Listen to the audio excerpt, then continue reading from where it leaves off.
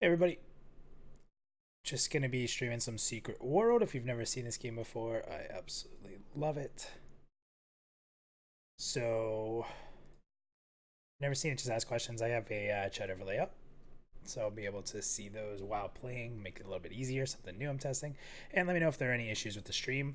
A lot of this I'm probably gonna be talking to myself because this is a game from 2012. So, it is a little dated, but it is the only survival horror not really survival, but a horror modernized MMO, weapons, swords, stuff like that. So pretty cool, something different, like I said. But we are live, and we're gonna play this game for a little bit until you get bored, basically. So who knows how long that's gonna be. All right, so let's go ahead and start killing zombies. So right now we are actually in Boston. This is a zombie apocalypse.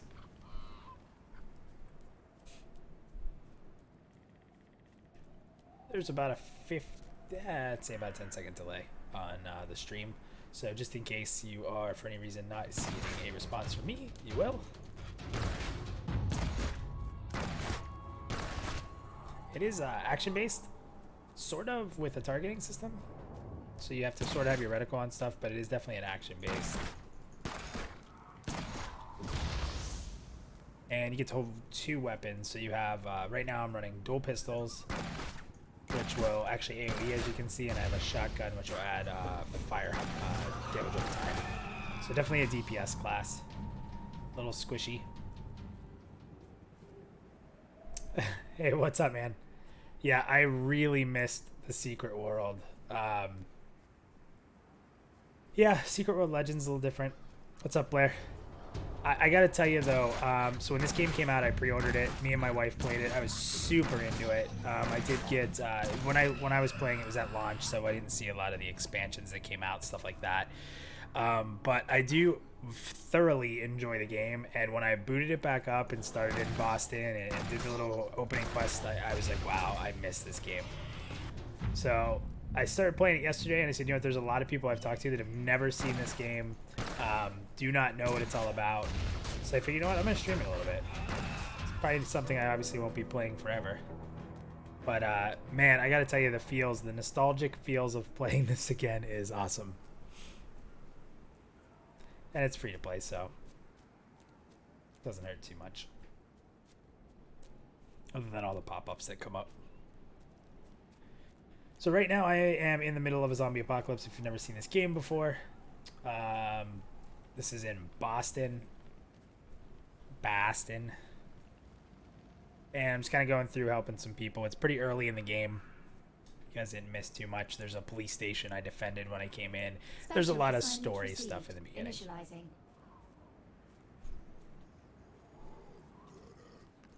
So right now there's different zombies I'm collecting body parts from for community. Kind of see the mini map up top shows that. Feel free to add any questions in chat or just talk about anything. Pantheon, gaming, whatever. Pantheon Plus. If you have any questions, just shoot them in there. I can't see it while I'm playing, but there will be a slight delay.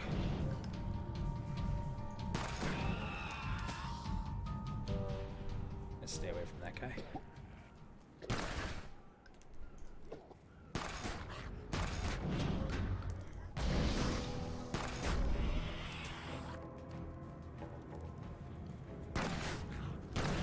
I said right now, pretty much all DPS build.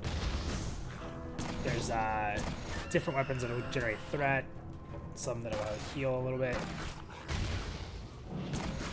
From what I remember, it's definitely Holy Trinity.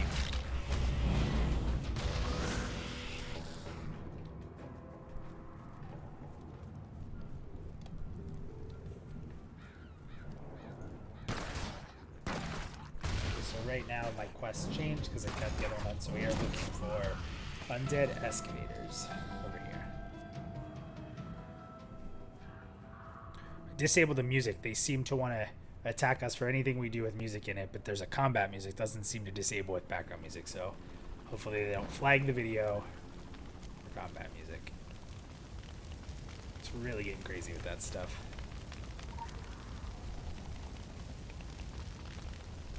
Still in progress on that one.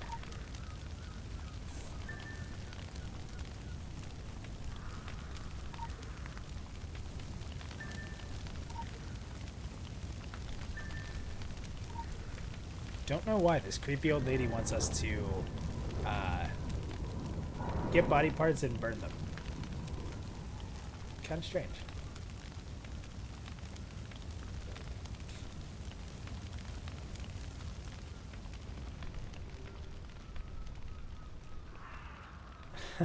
So Blair, you have most of your pieces for that PC. I know we were talking about it before. Local bounty detected. Initiating.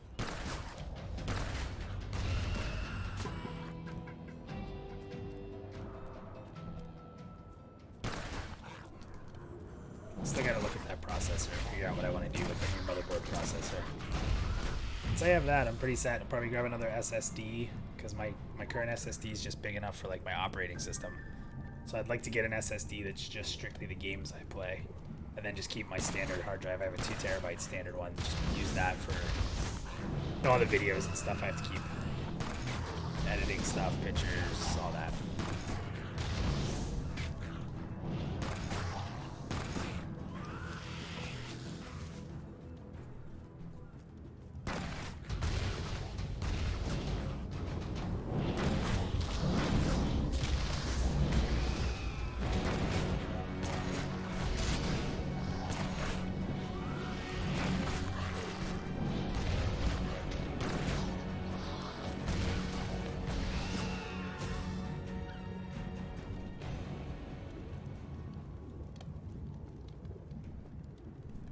What's funny, I do not have any idea how to change my ammo in my shotgun. Completely forget how to do that, and it switched over to another type. And I guess that's just what we're going to use for a little bit.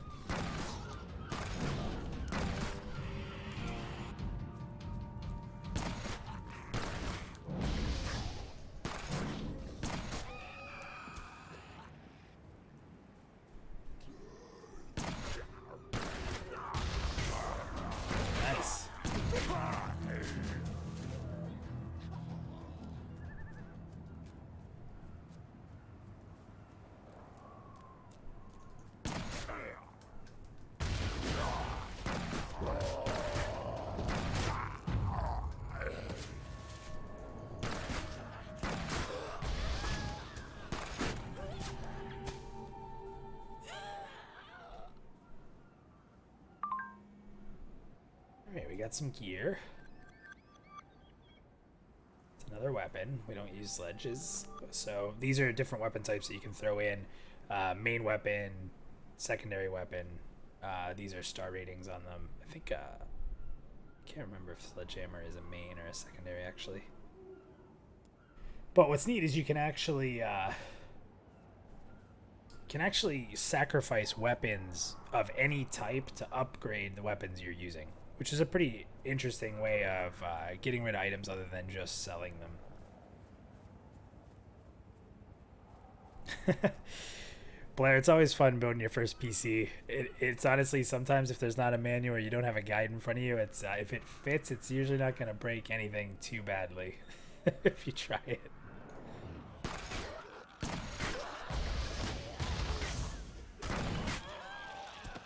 Alright, still need a cultist.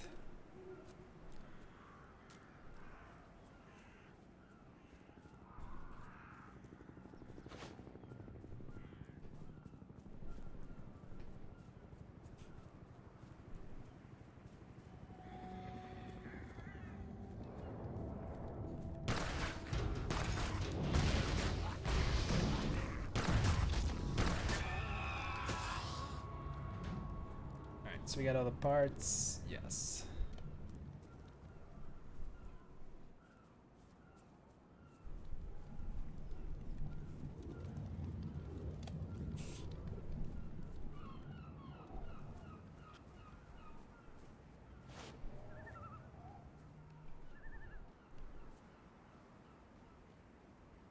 This is what Boston's gonna look like when the Bruins lose to St. Louis.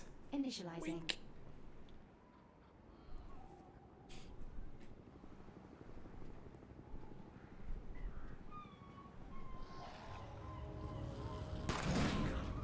Not a Bruins fan. Haven't bought my Bruins jersey yet either. All the jerseys behind me here are of want to get every team.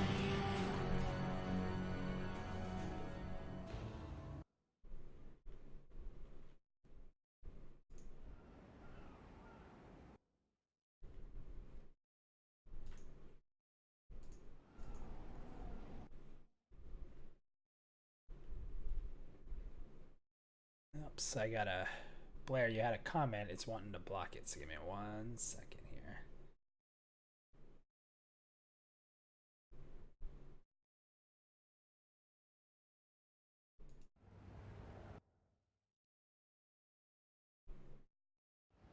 I can't show it, Blair. I have a see-through thing on, and it's not letting me click it. Hold on, we'll do this. We will unfreeze it. We will show, and we will refreeze it. There you go.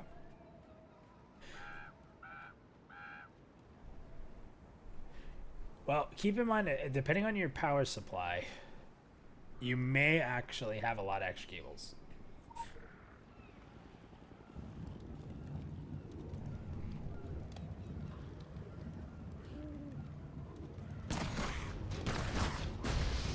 No, it's fine. I got it all figured out.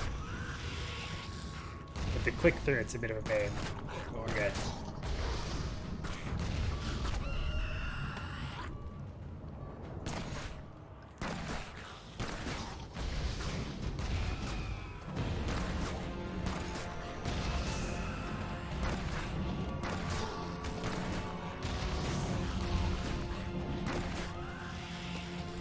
So we definitely still have something to do here.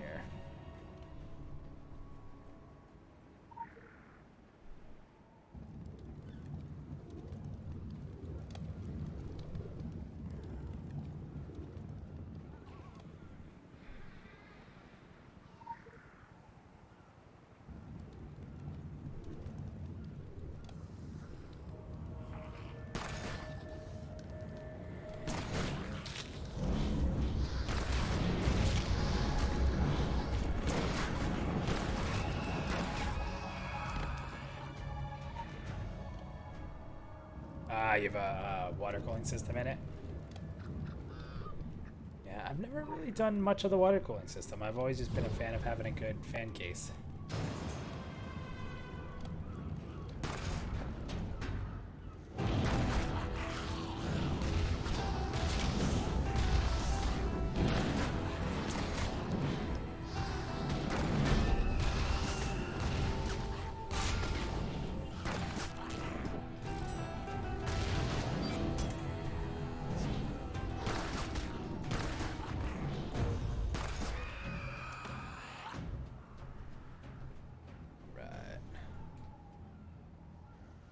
I really wish this game would have taken off. It was just something so different.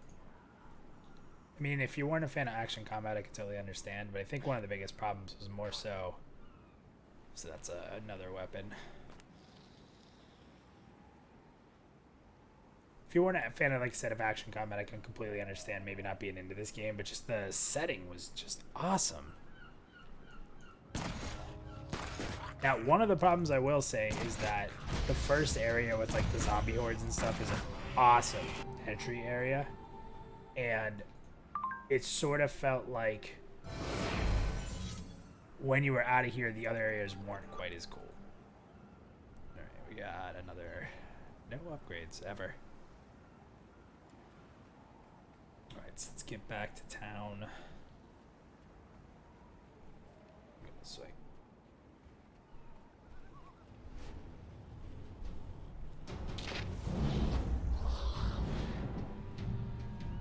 Oh, you got the i9.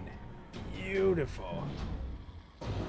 You know, honestly, if you're gonna run an i9 990 like that, or 999, or you know what I'm saying, 9900K, do you really need to overclock that? Is there gonna be a moment where your PC's like, oh, your processor's just not powerful enough? I would think that overclocking, at least at this point with the current stuff that's out there, you probably wouldn't need to do it. Apparently these things want to follow me forever.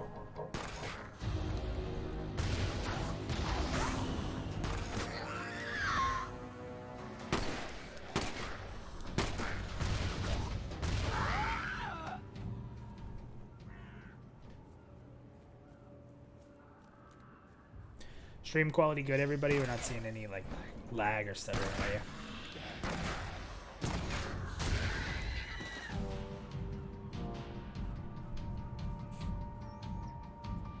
Yeah, just a really cool game. I really wish this would have taken off.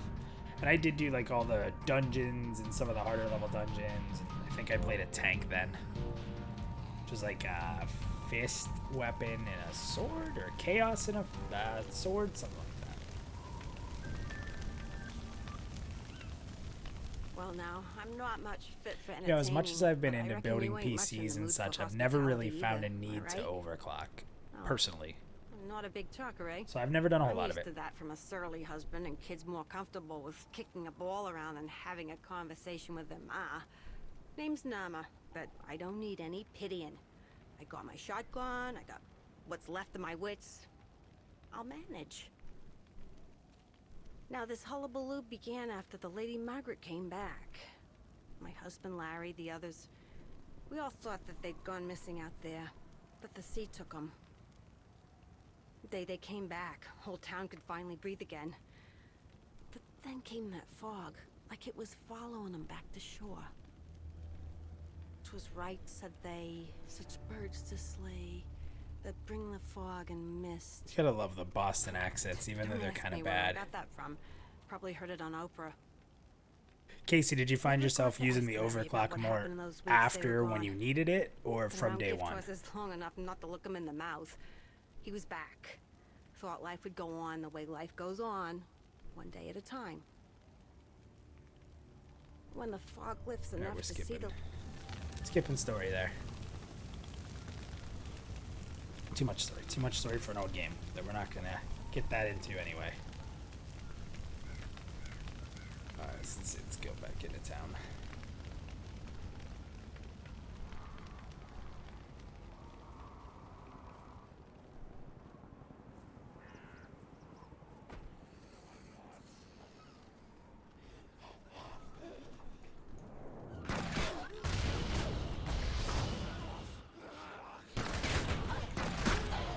Oh boy.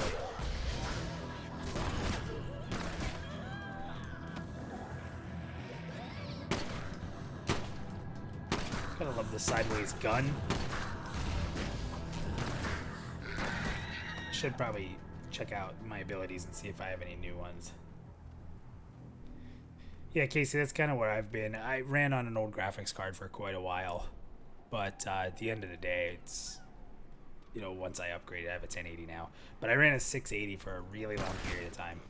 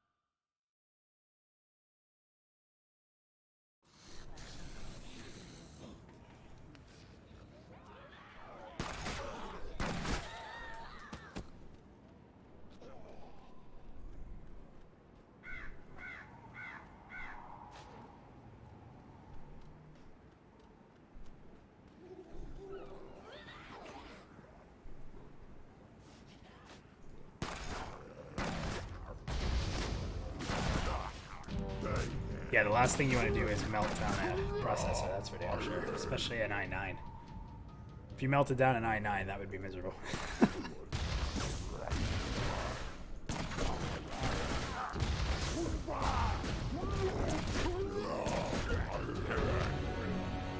Let's actually check out some abilities. I like don't ever do this, so I think...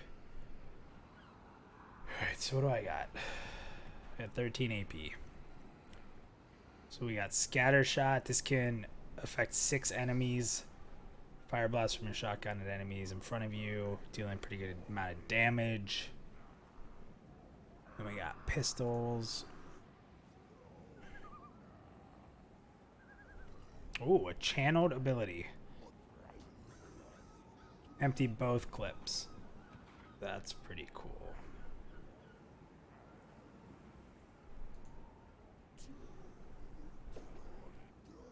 We are going to take that. And we are going to use that because that sounds awesome. So let's see what that's like. I would imagine an i9 would turbo itself because the i7s had turboing, like self-turboing capabilities. Oh, that's awesome. That's a sick ability. Well worth. And it looks like you can kind of just keep using it.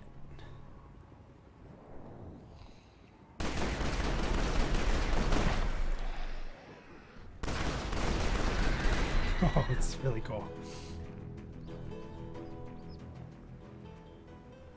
So guys, looks like we have a few people watching. Feel free to jump into chat. Ask any questions you'd like, whether it's Pantheon, whether it's gaming, whether it's life. Now, I will tell you that any questions based on life, you're on your own for whether you take the answers or not. And I fell in the water.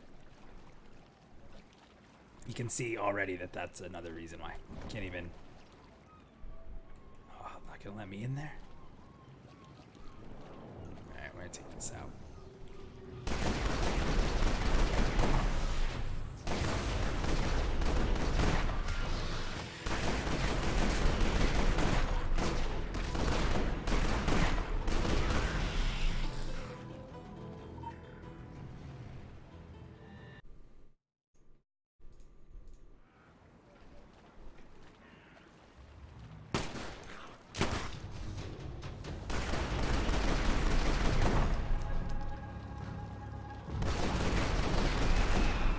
Man, the rapid fire is awesome. Wish we could find a way out of here. Let's this time we're actually gonna try to jump onto the boat.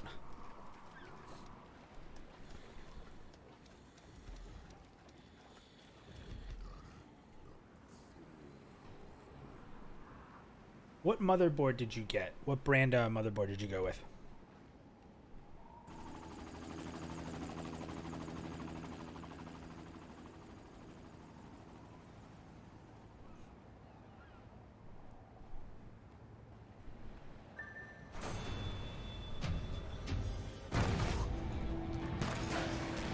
Captain. It's puking.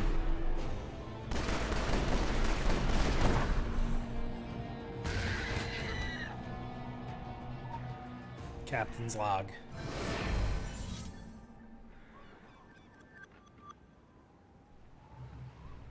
I like how this name, if you didn't notice, this kind of stands out. Doc Bannerman. So if you haven't played this game, they do a lot with the quests. The quests are really cool.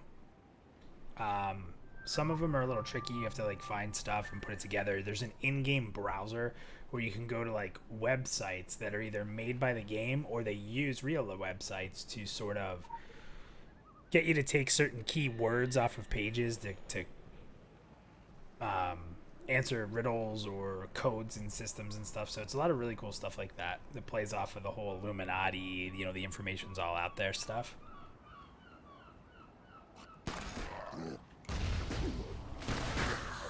So we're gonna go back and deliver these bullets.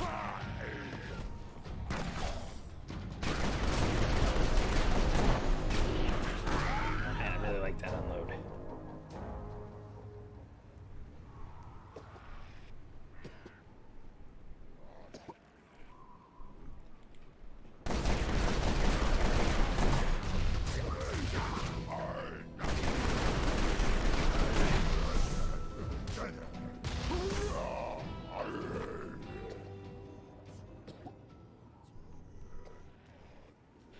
Sorry, Casey, I completely missed that message.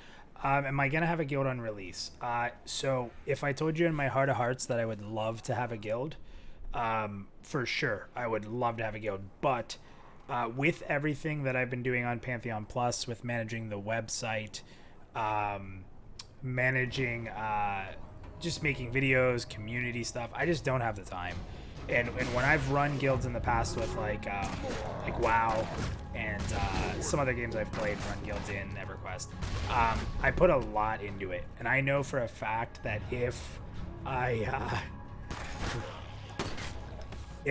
don't have the time to do it the way I want to do it, I'm just gonna get it's just going to be too much stress. And I know that I don't want to miss out on Pantheon Plus and doing all the stuff that we've been building up for the last 6 months. So I guess the real answer is no, we're not going to run a guild. We've actually joined up with Rainborn, which is a really awesome Pantheon community, really good guild leadership, and that way that we have a good group to run with. We know we can get into content as long as we're playing the game and, you know, getting ourselves geared up and stuff. But also we found a group that is going to be a little more willing to understand that we may have to take some nights to stream or make video content and stuff like that. So super long answer. I wish I could. I know I can't. So we're in Rainborn and we're really happy about that. They're an amazing group. If you never heard about them, you can check them out. Just Google search Pantheon Rainborn and they should come up.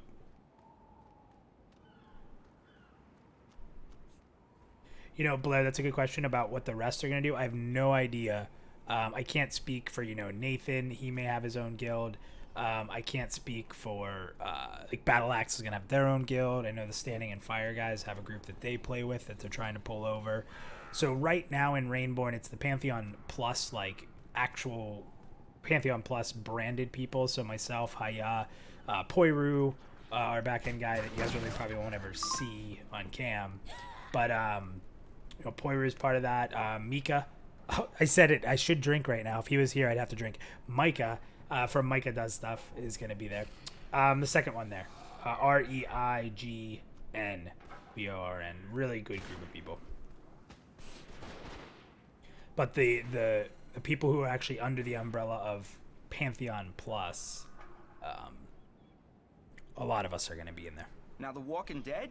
And possibly some people from like my WoW guild, stuff like that. But again, the leadership there is awesome, and they do a ton of stuff already together.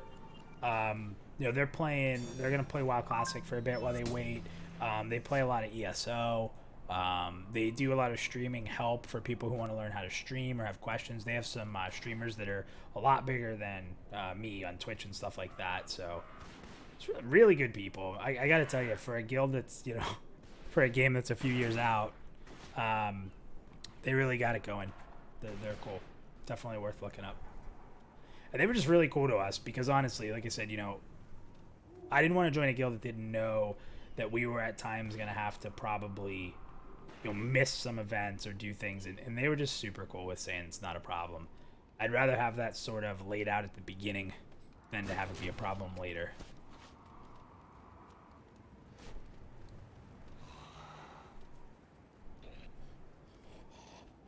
Alright, so what are we doing? We are going to the harbor. One of those quests. Run really far away and tell everybody what's going on. And then run all the way back to the harbor where you just were.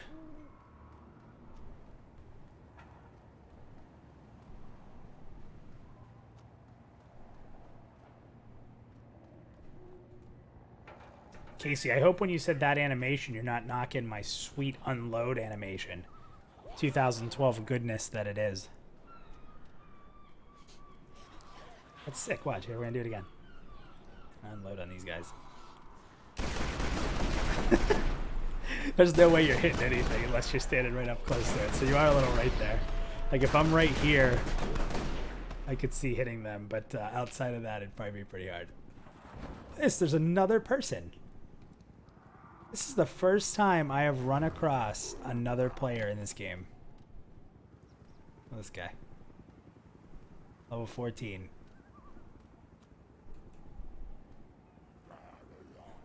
Now, granted, I've only been playing this rebuild for like 2 days, so. Oh, you jumped. Okay, that's like your natural sign. Yeah, listen. How about this one? Look at this animation. Got the gun sideways.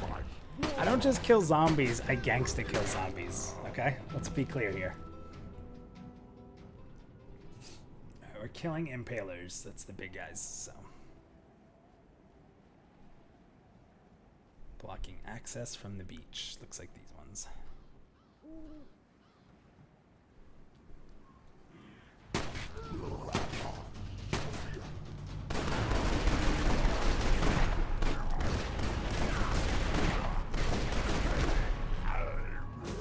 That one didn't count.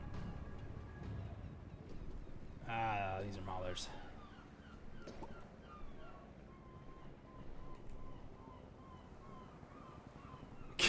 Kill shot.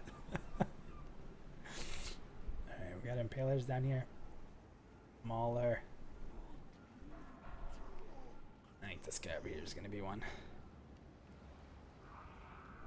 Listen, if you can't fight through a zombie apocalypse in style with your gun sideways, well, I mean, what's the point?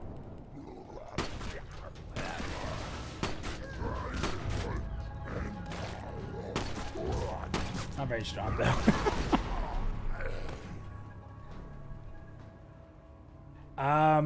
No, I will not play Classic.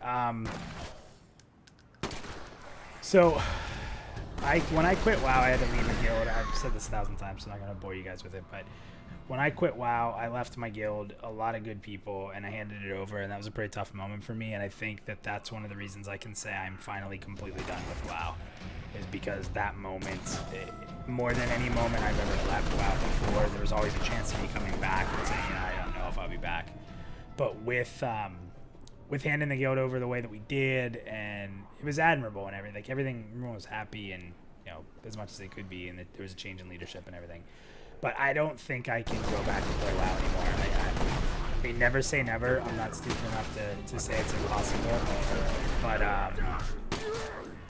yeah, and to be honest, Classic really doesn't do it for me.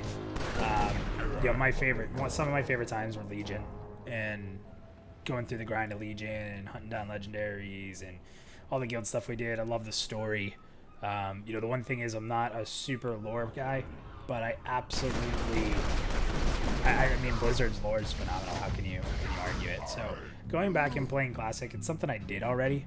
I did it already. I don't want to log back in to do that. If I'm going to ever log back in, it would be to play something new, I think. And it would have to be really worthwhile for me to go back on saying I was done with it. I'll tell you what I'm really excited about is... Blair, this is what you should play. So I'm a big Monster Hunter player. I really thoroughly enjoy Monster Hunter. And there's a new expansion coming out, and me and Haya are we're not like super awesome at it, but we have pretty much everything done. Now it would just be grinding for like gems and stuff like that. So I'm pretty excited that when this expansion hits, I think it's Iceborne or something like that, you know, we're gonna be ready to go for it. So that's a game that we may end up streaming and playing quite a bit in our wait for Pantheon, the new Monster Hunter expansion for sure. It's such a good game. The problem with Monster Hunter, and I'd be glad to play with anybody who's in this stream right now if they want to try it. The problem with Monster Hunter is they do not care at all that you, if you don't know how to play it. They just don't care. I have to set off a signal flare. I have no idea how to do that.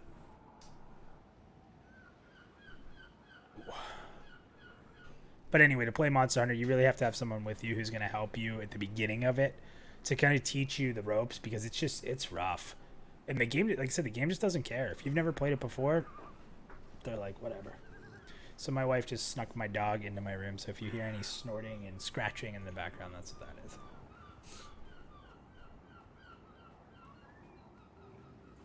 But yeah, Monster Hunter World is such an awesome game, especially when you have 4 people together. A bit grindy.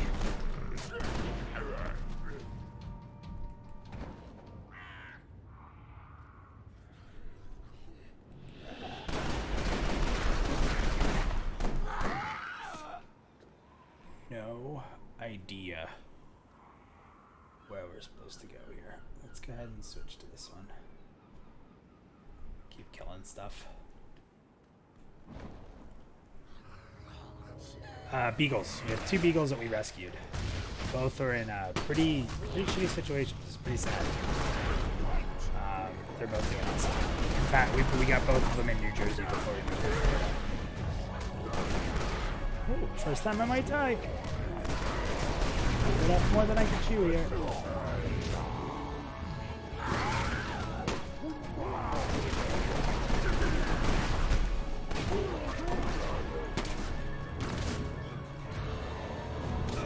Oh, I hope everybody just saw that. Did everybody see the last shot came down to me versus her, and I pulled the sideways pistol death. Yeah, beagles can snort like the best of them, especially this one. It's got all kinds of snorting issues.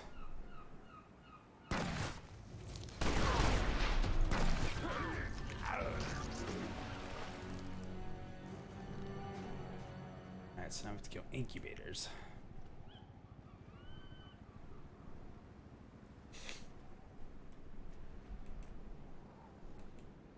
My wife would definitely like to have a pug, though, someday.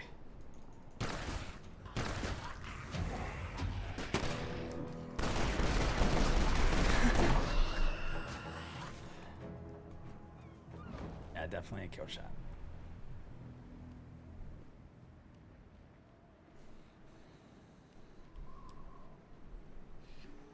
I can't wait to play Pantheon, though. I know, like, I could say that every single one of them. Oh, you're reading? Cool. It's a nice little site they put together. Yeah, so it was last shot, them or me. I overpulled, and it came down to me versus a witch that was far away range hitting me, and I sideways one-shot her with the sideways pistol. It was pretty epic. Thought we were going to see my first death. I'm yet to die in the game. Definitely feels a little easier than I remember it being. It's probably, it's my free to play, and I probably tuned it down a little bit for solo play.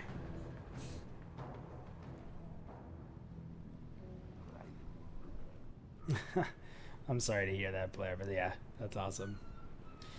That's my thoughts.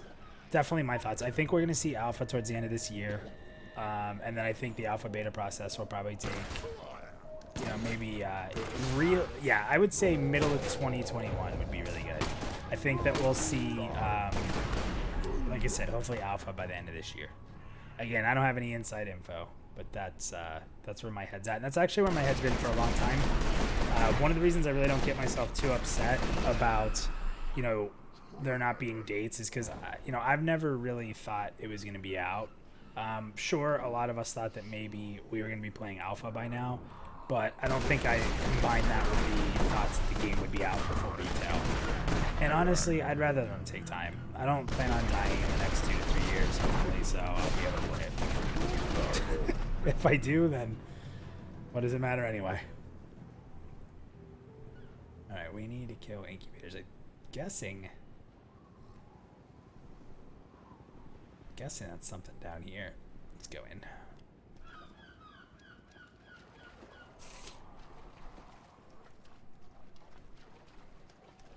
Probably these things. Creepy snake demon glowy foggy things. Rude witch.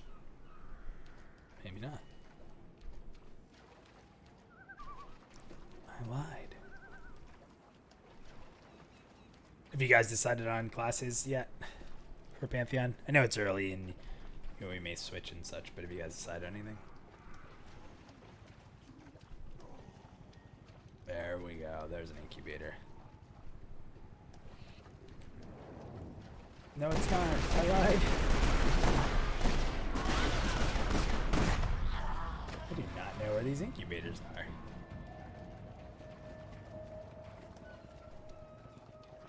It says they're somewhere around here. Alright, we're gonna kill one of these things and see if it does it.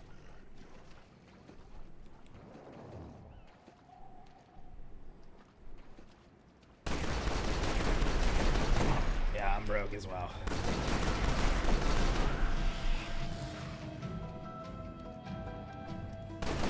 Summoner looks like it's going to be a super powerful solo class, and the multi-pet stuff looks really cool. So that's something I'll actually give a shout out to summoners on, is the multi-pet control. I really am excited about Rogue though, because, you know, in a game where the world's so dangerous, that stealth mechanic is going to be really cool. Guys, I don't think these incubators exist. I think they're lying.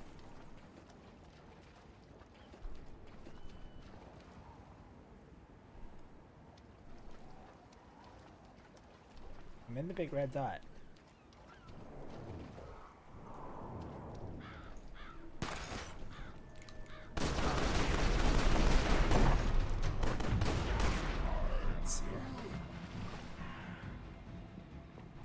the incubators.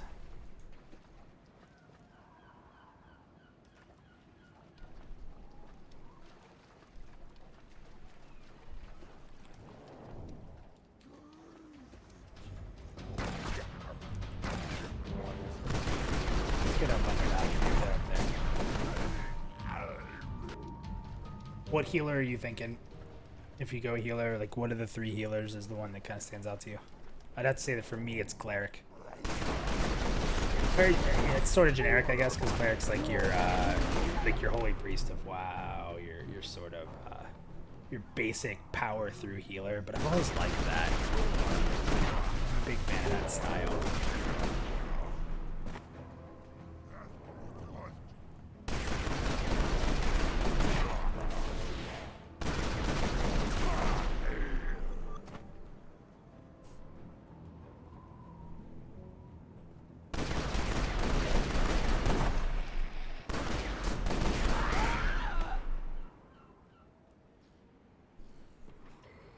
I think they forgot to add the incubators into the game. They're playing a trick on us.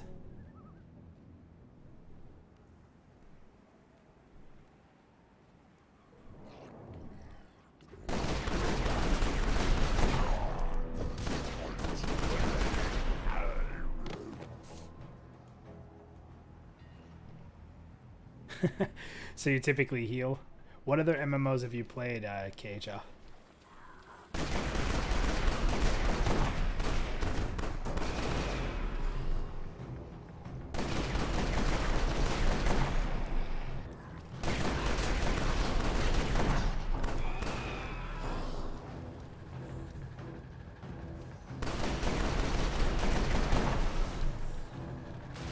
Yeah, Holy Priest in WoW was just, with the exception of like Lich King,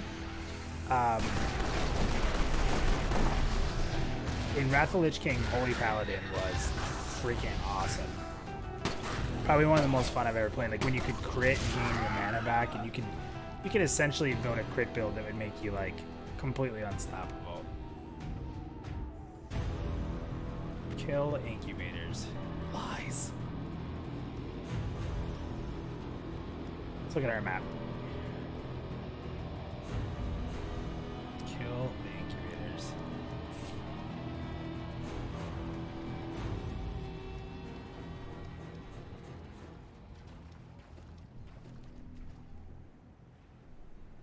Rift was so good at first. The problem I had with Rift was that the story didn't matter enough. So you were in these raids. I remember, was it Greenscale was the first one? And I remember you're going through that labyrinth, the hedge maze labyrinth, and like you're killing stuff, but because the lore wasn't fantastic, you really never understood why. In my opinion anyway. That you're just killing stuff, you're just fighting people. I had a lot of fun at Rift's launch. We had beta for that, so we had played beta for a little bit, and kind of learned where we wanted to like level. Me and a buddy in a group, we had a full group leveling together really quick, and we actually competed for world firsts on the first dungeon. We were actually going back and forth with another guild where they would like, we would get ahead during trash, and then they would get a boss, we would get a boss. We ended up getting the, I want to say we got world first off the end boss. I can't remember if we definitely did or not, but I think we did. I know we had a few of the fights in there. I think we had like one. I think there were 4 bosses if I'm not mistaken. And we had like the first boss we had world first, and then the second boss we did, or no, the second boss we did not, but then the third boss we did because they got stuck on it.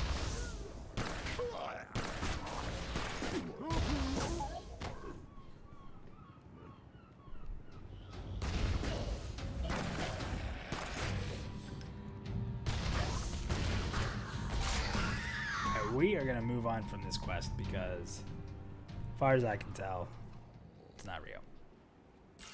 Or it's not in this area.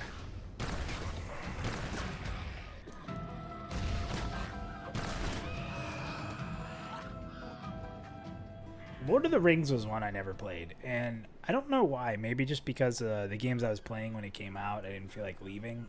I'd heard a lot of really cool stuff about Lord of the Rings, the fact that they kind of did the classes differently. Lineage was not one I played either. I was playing EverQuest, and I know Lineage was like the Korean EverQuest at the time.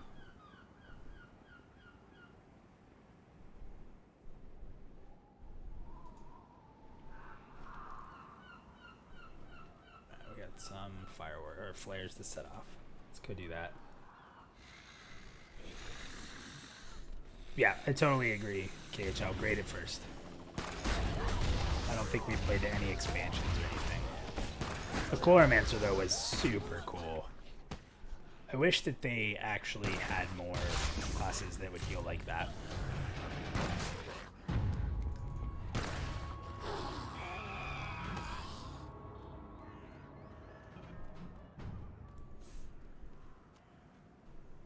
Yeah, like I said, I heard a lot of really good things about that game.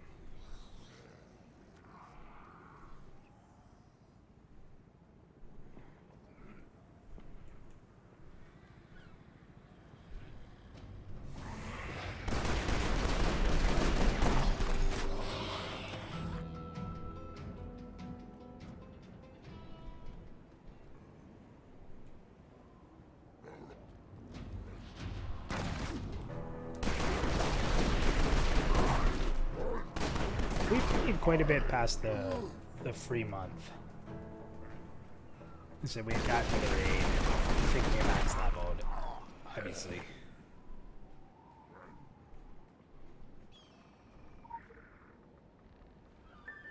Try to think, like the games in order that I played the most is probably, you know, WoW is number 1, EQ is number 2. Played a good bit of Final Fantasy 14. I met Haya playing Blade and Soul. We played a lot of that.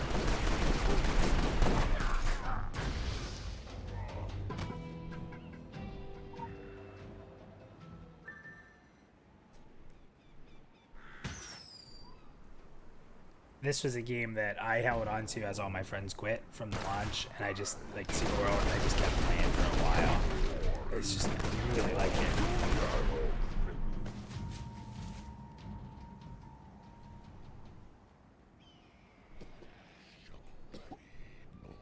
I can't think what else. I played Terra for a very short period of time.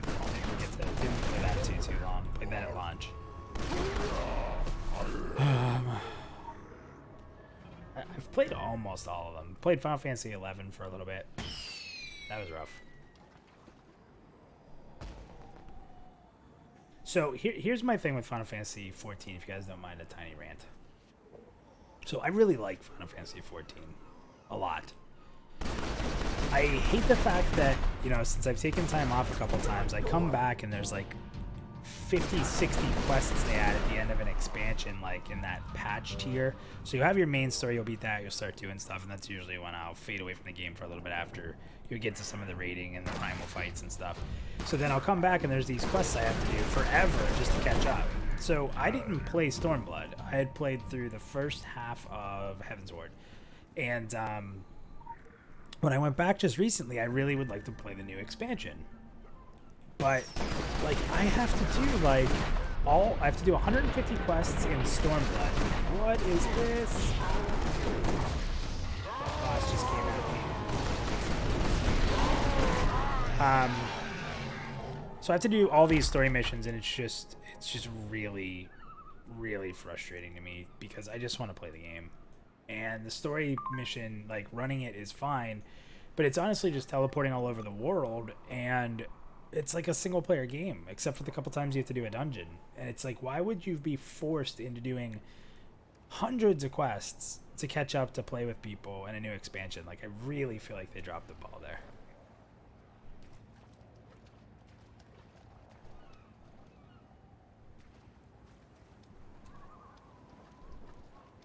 DDO. Oh, I played that for a little bit, but I didn't have any friends who would play it. And I remember when I started playing it, it was nearly impossible to solo in.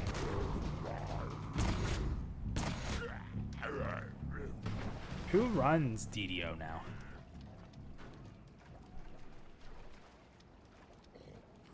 Alright, because we're just going to kill everything out here. Maybe we'll stumble across a incubator.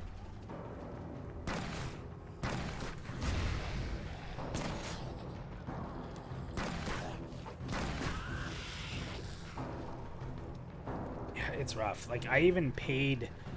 I bought a pass when it was on sale to get through the second part of Heaven's Ward, was like the Warriors of Darkness bros, super bro mode.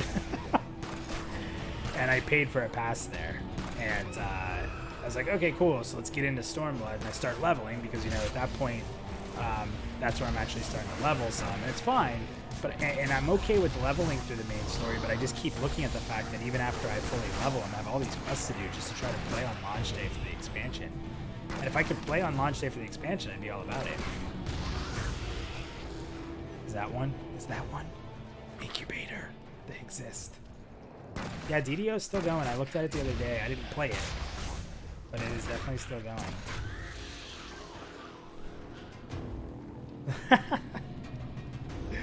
Where are you at, Blair? Depends. What's that ticket gonna cost to get there? For the beer, it might be worth it.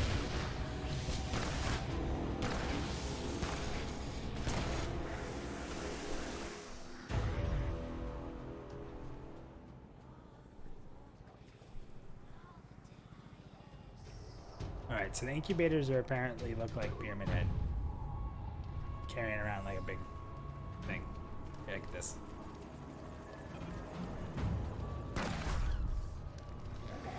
You found one.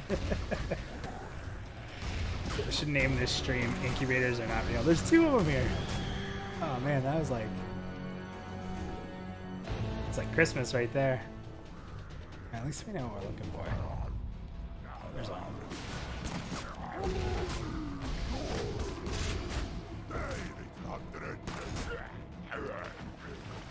Oh, you're actually in Florida, in Boca. Oh, that's crazy. Yeah, I'm just north of Estero. Small freaking world. You have good internet there? I can stream from your house. My internet sucks. I can't believe I'm using DSL in the year 2019. I think I played EverQuest on DSL. So if you want to talk about a true Pantheon experience when it comes out. Yeah, buddy.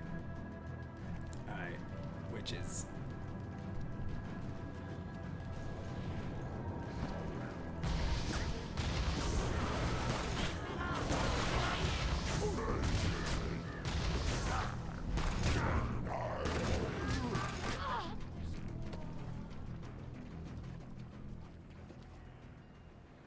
Now there's incubators everywhere.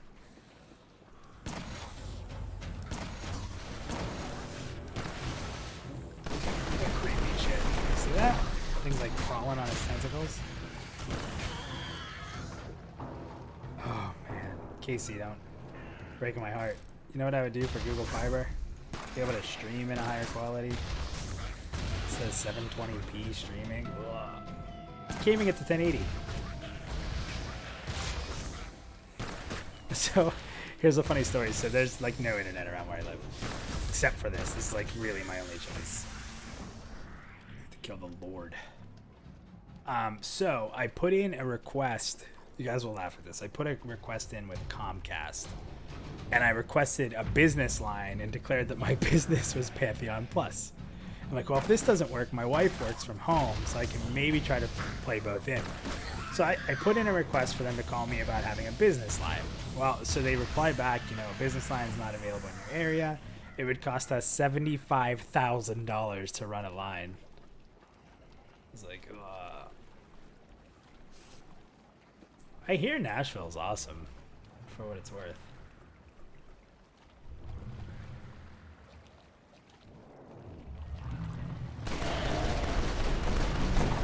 Look at this thing.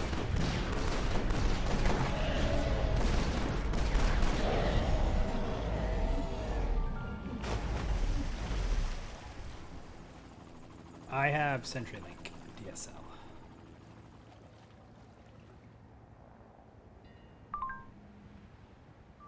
From a CenturyLink ago. That's why they call it CenturyLink, because it's so old. Seriously, like, come on, Gear.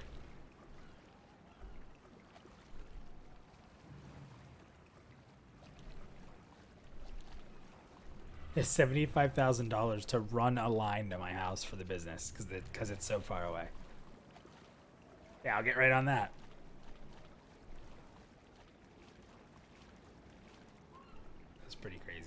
I got a good laugh out of that though. Tennessee or Georgia? Why those two? Why are those the two places you're looking at?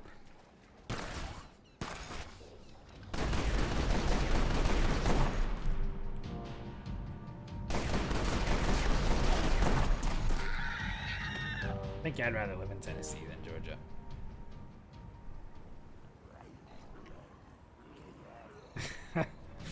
I have learned to take anything Eli Musk says with a grain of salt.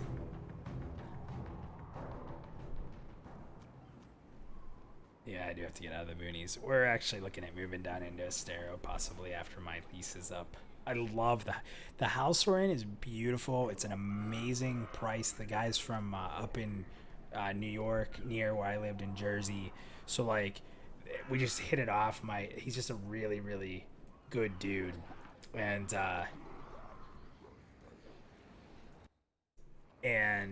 so everything is fantastic about where we live right now except internet. And if I can't tell you how much, like the amount of rent I'm gonna have to go up to get into a really nice place like down near Estero, just so that the place will be nice as well, but just to get faster internet, really, it's a hard sell on the family.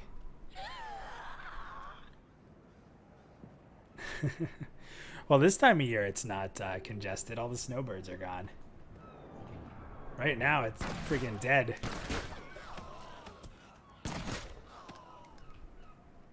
Probably down closer to Estero. I'm up in Lehigh Acres, right on the border of Fort Myers now, so I'll probably move down into Estero or Bonita. But we'll see. Yeah, Casey's right there. I just can't get out of the boonies.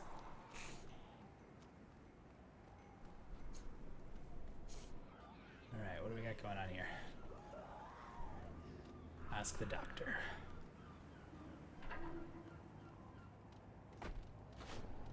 It's a beehive.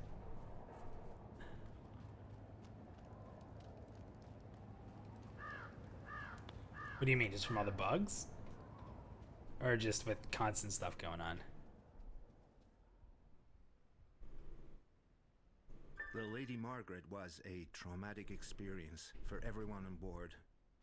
They were changed men when they came back. I visited with all of them in the days following their return.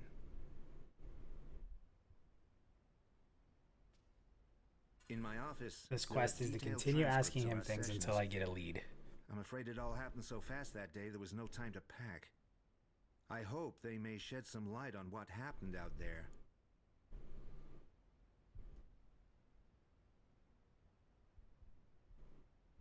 Oh, awesome, man. You're a cop. More power to you, man. Thanks for everything you do. It's never been a harder time in life, I'm sure, to be a cop than it has been the last few years. Jesus.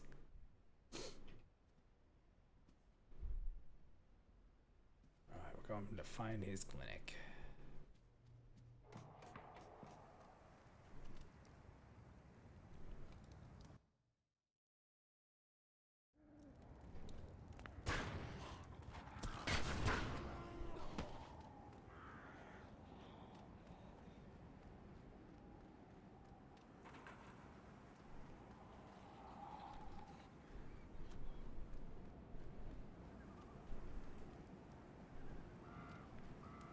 Quests over here.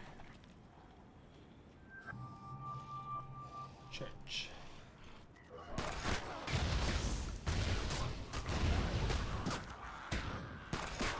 Yeah, someday we'll get back to it. This kind of craziness that we're all in right now in this country, I think, is just a phase. Let's see. So where's this church at?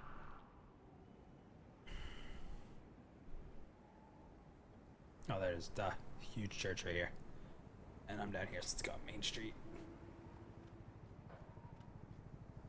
Or just be right at the church.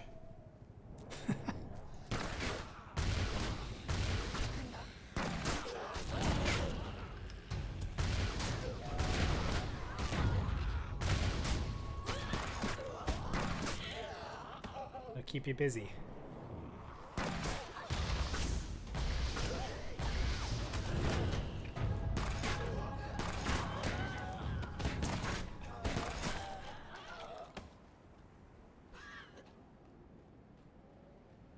This looks creepy. Got the seals on the sides of the door here.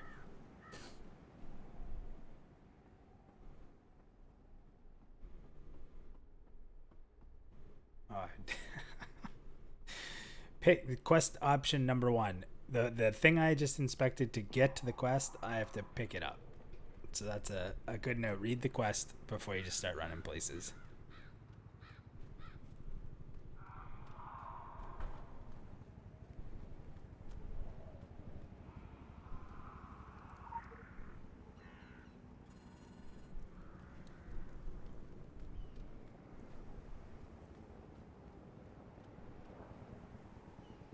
So what we're thinking of doing, by the way, I don't know if we're going to have a full group, but community game night for anyone who's come to any of those, we just get a bunch of different people from the Pantheon community, creators, fans, streamers, all that type of stuff.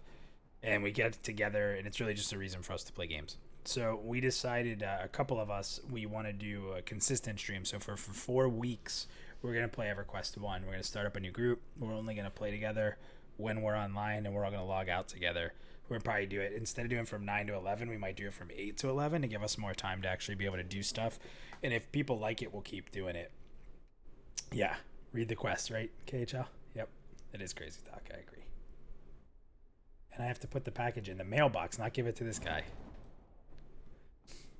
But so what we're going to do right now, it's me, Haya, Micah, and I believe we're also going to have Dragon Priest from Rainborn is going to join us. So right now I think I'm going to play a rogue. Haya is obviously playing a monk.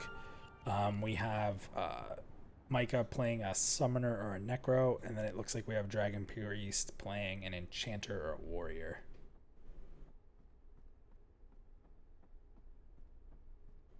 Oh, the community game night for... Yeah, it was fun. Nathan died. He's never going to live that down because it was hardcore. So, thank you. I wish we could have played it on a harder mode, though, because it wasn't too hard. Like, you really had to not pay attention. Yeah, I agree. And look how lazy I am, like, questing even in this game, because I'm just following the dot. Like, I can't wait until... And you know what's funny with the follow the dot style of questing and the maps and everything?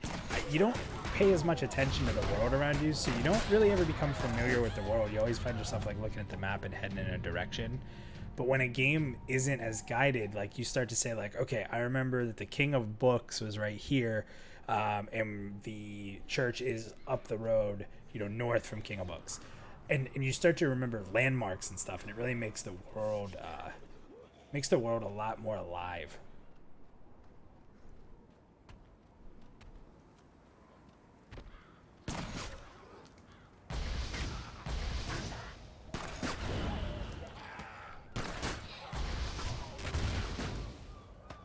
I can't, like you guys said, I cannot wait for Pantheon. I mean, obviously, it's like the most obvious statement in the world, minus is excited for Pantheon, but you know, it's a couple different things. One, my excitement for the game is making it so I won't really play anything else. So that kind of stinks because I don't really want to get invested in anything. So because I don't want to be invested in anything, no other games are really like keeping me involved. And so it's not just waiting for Pantheon, it's all the time in between. I really can't like find a game. All right, looks like we're going into an instance. Small little single player instance here in the...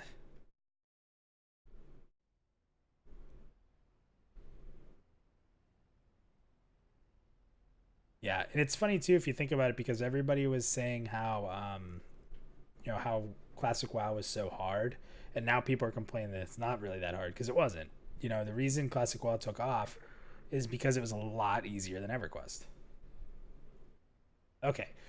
So you guys are going to have to help me with this, because it looks like we are going to have to pick up some clues here.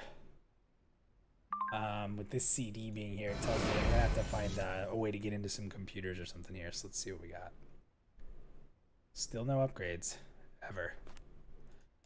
Alright, so this is Antonio Four Seasons by Vivaldi.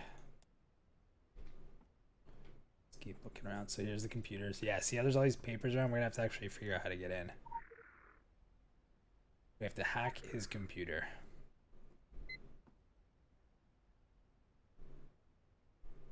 All right, so we have to type help for a list of commands. Input commands at the bottom of the screen. If a user entry has a number beside it, type number 1. Entries are not case sensitive. So it's going to the case database, number 1. Information in the case database is strictly confidential. Please enter your password. So you can type hint to get your password hint. My favorite composer. Well, there you go, Vivaldi. And that gets us in. Sweet.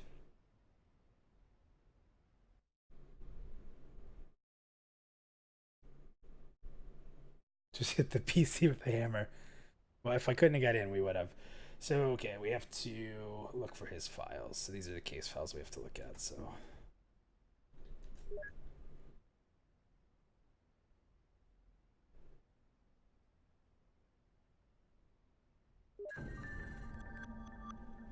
There we go. And we got the clue that we needed. Finish up reading all the notes. Cool. All right.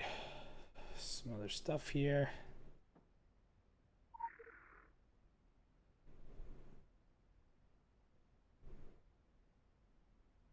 Look, see, they even, there's like 4 different clues that could have told us that he liked that CD. So much for that being hard. The night Helen and I met. Set to 4 seasons. So everything here, 4 seasons is the name of that album. This talks about how he loves that album, and the album's sitting over here. It really made that one difficult. I agree. The launch of MMOs is always an incredible moment if you're at the beginning. It's so hard when you miss the launch of an MMO to go back and really have a true experience with it. So like that's another thing about Final Fantasy 14. I'd like to be there at the launch of that expansion so I can kind of relive something new with everybody. But when you miss those moments, it's you can never really have them again.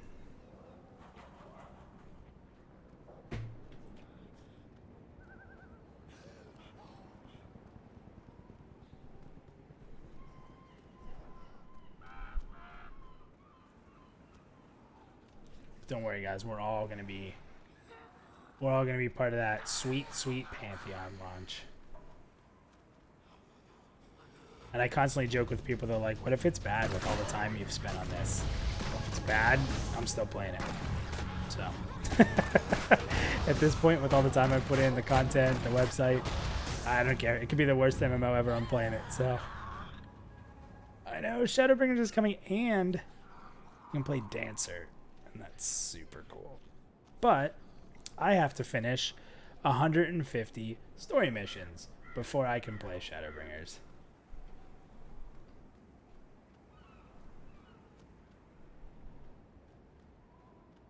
We know what it is, KHL, so I get that you're copping to being lazy, but the games make us lazy. And that's, you know, if a game doesn't allow for laziness, then you'll adapt quick. You know, the game is going to tell us the pace we can play at, and most of us are going to find the easiest way to play the game we like. And when games are this mindless that they've become, then, you know, that's just how it's going to be. Like, we're all going to play mindlessly. So with Pantheon being harder, I'm sure a lot of us are going to die off the bat and get a little frustrated, but I think we're going to reprogram ourselves pretty quickly to be like, get back on track with what it's like to play a challenging game.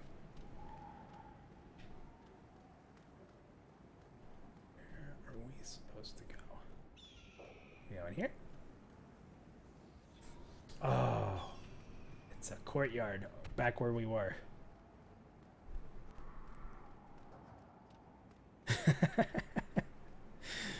That's awesome, KHO. The worst of the bad noobs. Nah, I think the community, even though some of the community's a little rough on like Reddit and stuff right now, I think that when the game hits, the community's gonna be really good. I think people are really gonna want to help each other out. I think there's gonna be a benefit to helping people out in that game a lot more than current. It'll be good.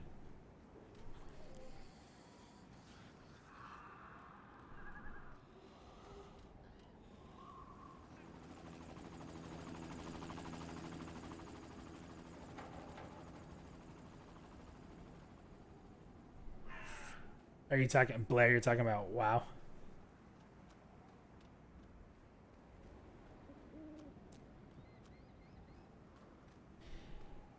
Yeah, Casey, I can understand that. I was never big into playing alpha beta. The first one I played really hard was well, I played Rift, but I also played Battle for Azeroth a lot. We streamed some of the test raids, um, and I had that same type of fear, but it was still really fun because of the guildies.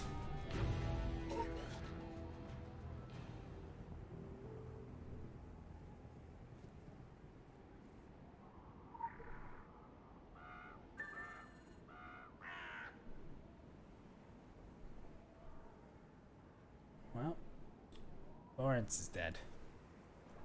Poor bro.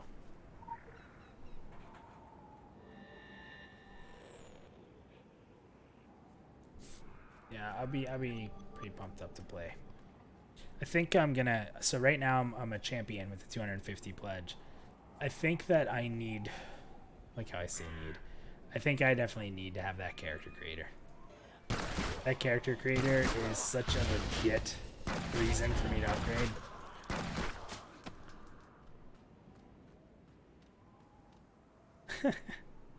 I so much prefer playing one game constantly than jumping around.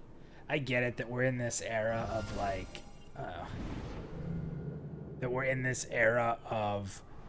there's a million games on Steam and blah blah blah blah blah. I don't want to play a million games. I just want to play one. I want to play one good one. Oh, I have to level before I can continue? What is that all about? Level 12. Before I do the main story, I have to be level 12. I'm level 9. Not a good sign, friends. Not a good sign. Let's go ahead and start looking at some of them side quests.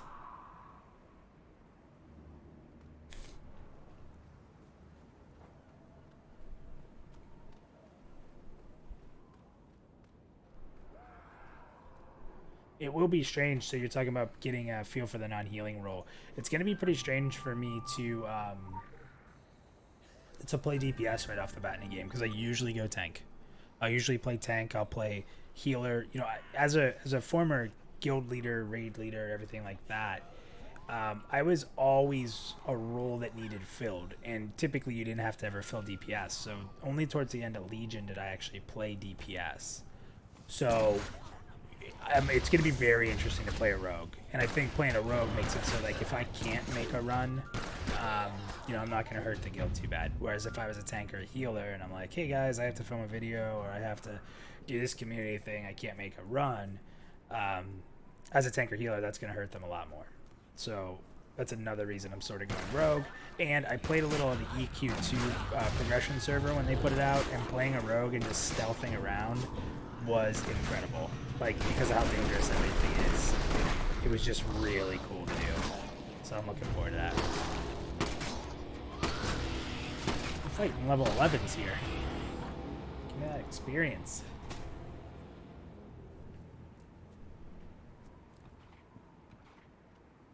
Alright, we got gravestones we gotta look at.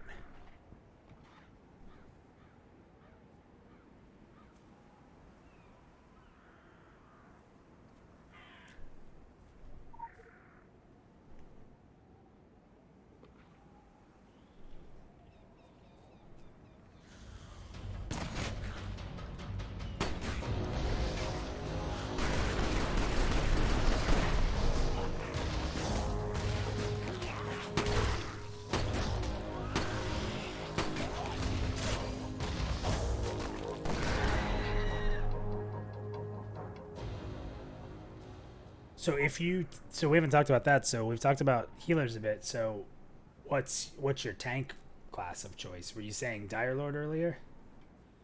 Was that you? Sorry if I'm confusing you.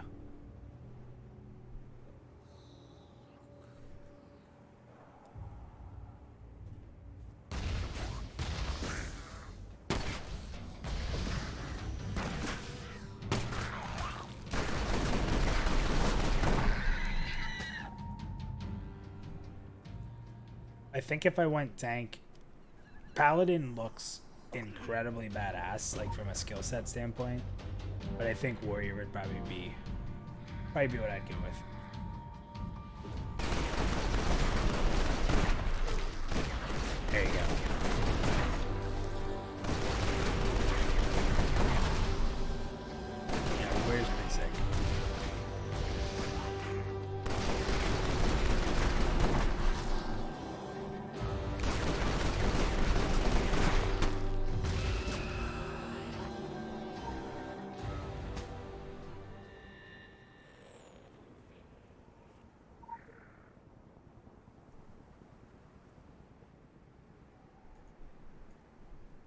So you'll laugh at me for why I don't like Dire Lord. I do not like Dire Lord because it has mail. It's such a stupid reason. But I am really into, like, if I'm a tank, I need plate.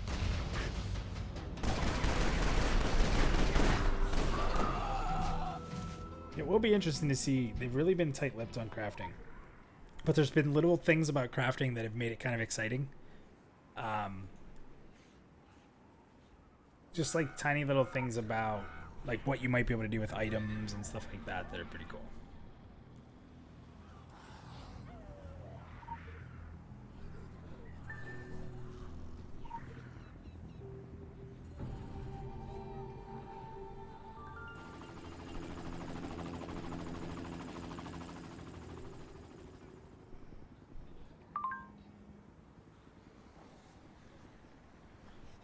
Yeah, that's also another really nice thing. I agree. The Founders Guild. Having an easier hub to get to, for sure.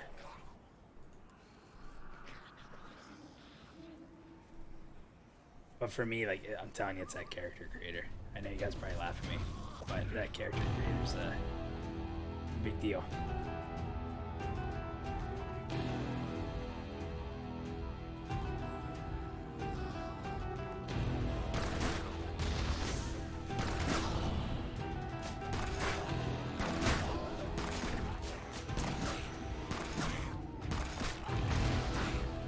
I just wonder for Dire Lord, kind of going back on that because you just said about the, you know, the thing we were talking about, the plate, the mail.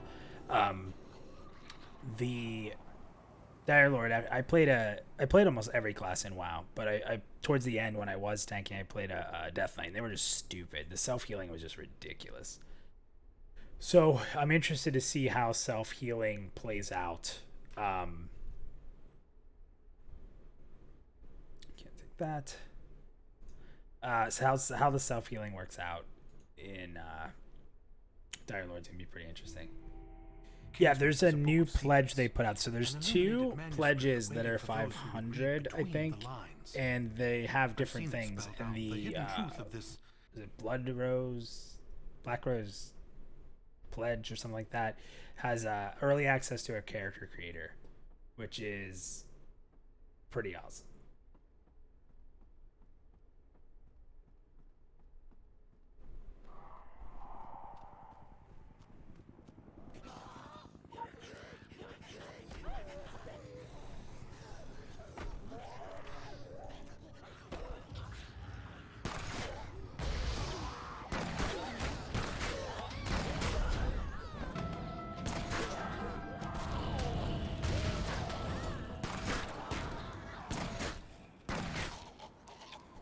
I don't know how early that character creator is going to come up. Alright, so I inspected it.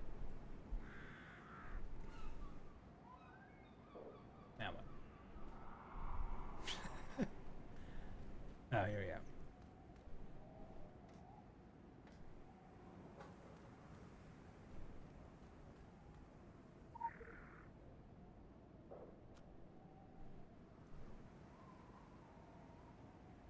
Am I missing something? Does anybody see something about this? And you guys will laugh at me, but getting your character set before launch like that is such a big deal for me, because it will take me so long to create my character. And if I have to do it at launch, I'm going to be into the game like way after everybody else.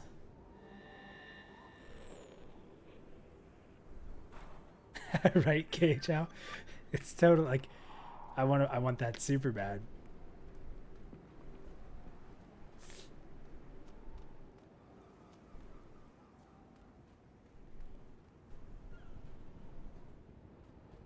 All right, I'm missing something here.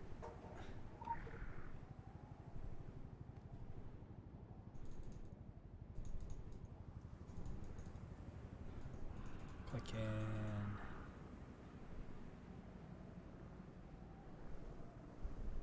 What's the cost of the character creator? I think it's 500. So it'd be double the tier I'm currently in. That's a little bit of a problem.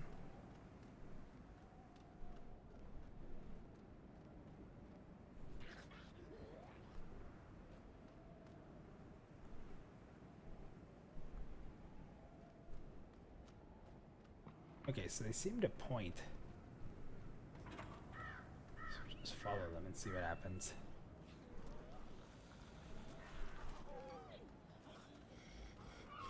Yeah, I'm pretty sure it's 500. And you get some like cosmetic stuff too.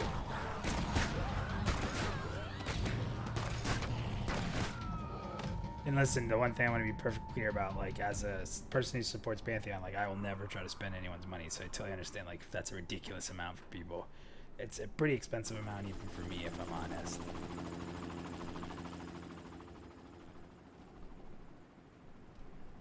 I'm still following this. I don't know.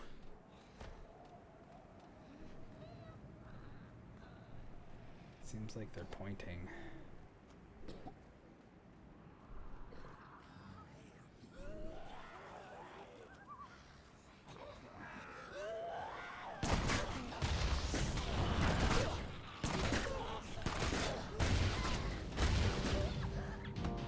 Yeah, I would agree. I would like to see a little bit better way to handle the pledges for sure.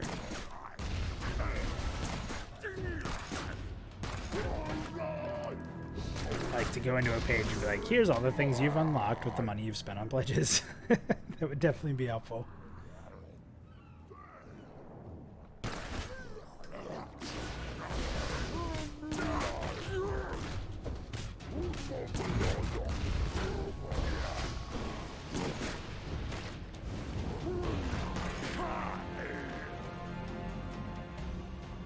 I think we need to upgrade some abilities here shortly.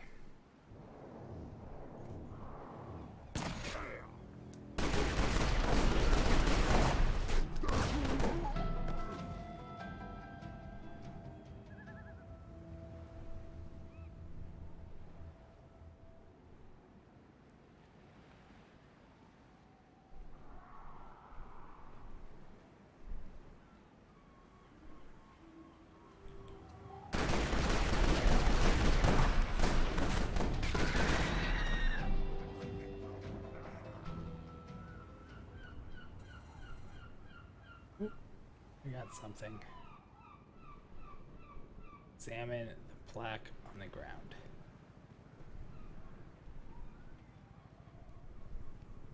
I don't see a... Oh, there it is. Standing on it. Faction rank increase. Congratulations, rookie. Ah. Going up that Illuminati chain. Good job. You really nailed this one. Keep this up and there's a place on the winning team when the dust clears. Find the location referenced in the message. So I didn't read it. That's not good. It's in the stream. Does anybody see what it says? Because I'm already past that.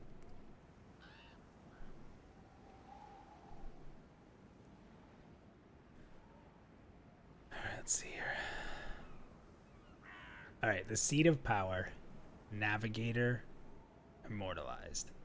Illuminating the path to the sleeping priest and Fletcher. The memory of Franz Howes who perished in the light.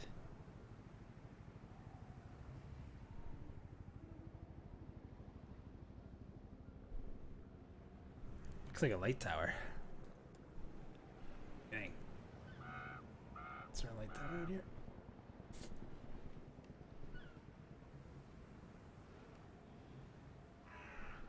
For some reason I remember there being light tower somewhere out here, like way back in the day when I played this. I think it's really far down the coast. So let's see if we can find it.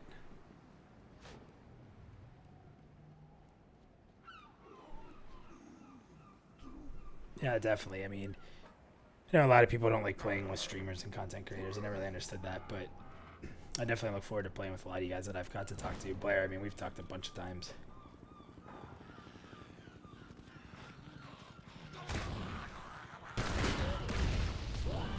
I think we need a shotgun ability that's like AoE. Let's check it out. Shotgun, both barrels. 6 enemies and a cone. Done.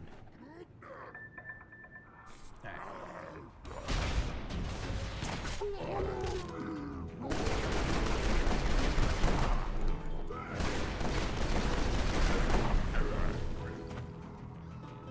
With me, my Twitter DMs are open, so you can contact me anytime on there.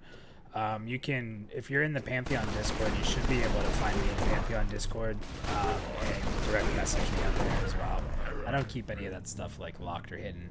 And if for any reason my Discord isn't letting you,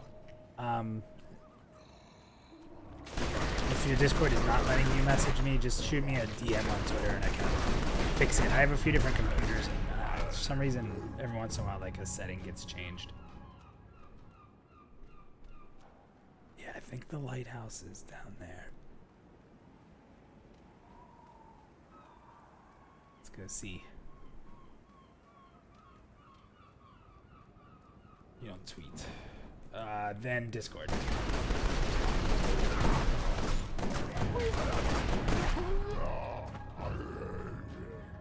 You know, I'm not sure. The basic one, is it an AoE?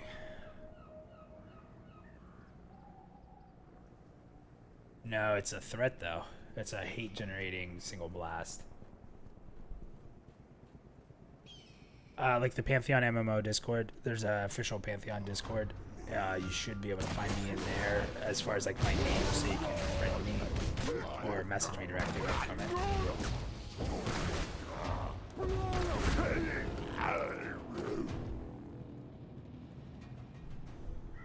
Special assignment received. Initializing.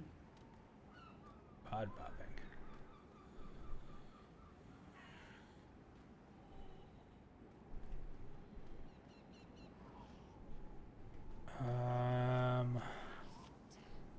See if I can get it for you. Give me 1 second. I'm gonna stand still here. I should be able to.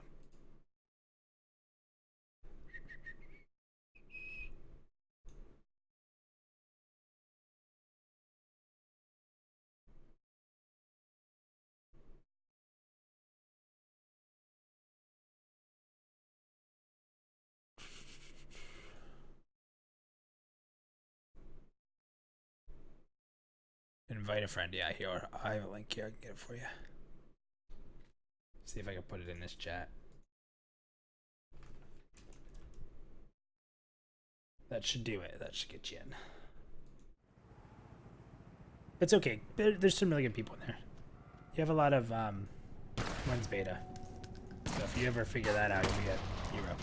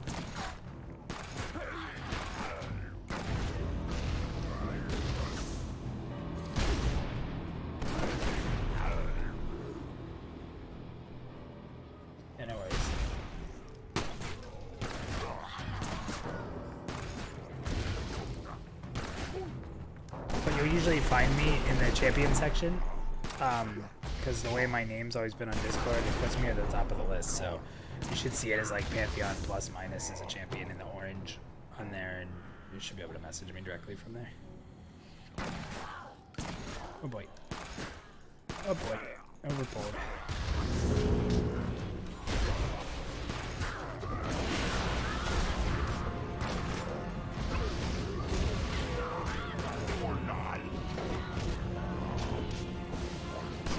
Boys.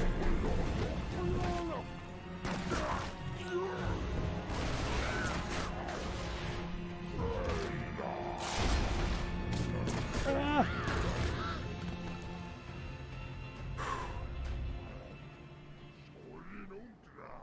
Alright, well, we finished that quest.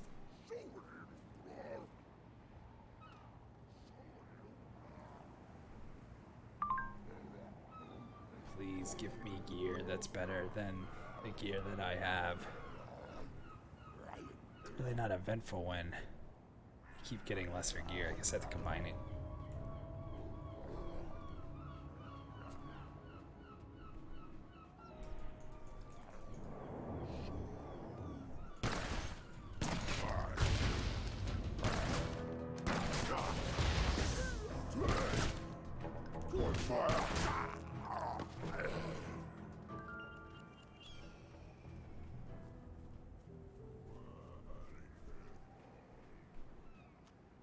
water tower, not a light tower. This might be the wrong way.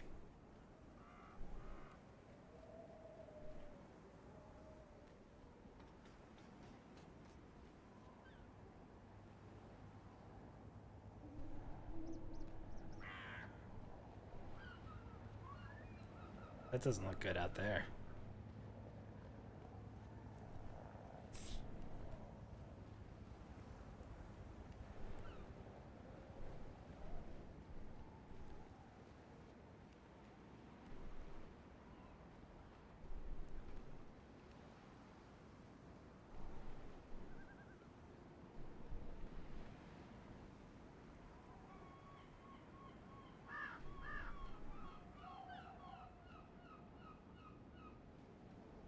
There's definitely no lighthouse over there. Look at this craziness.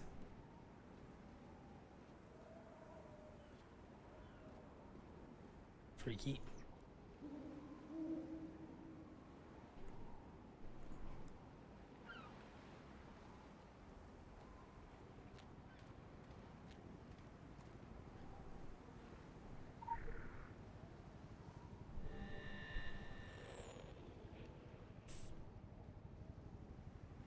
Yeah, it's been so long since I played this that I don't even remember most of it. I'm really bad with remembering things in games.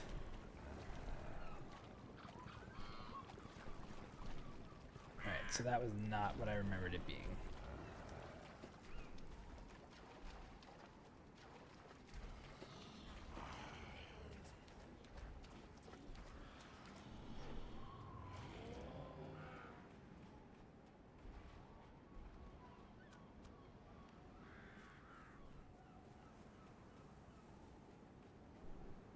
Pretty small area, huh? When it's all said and done.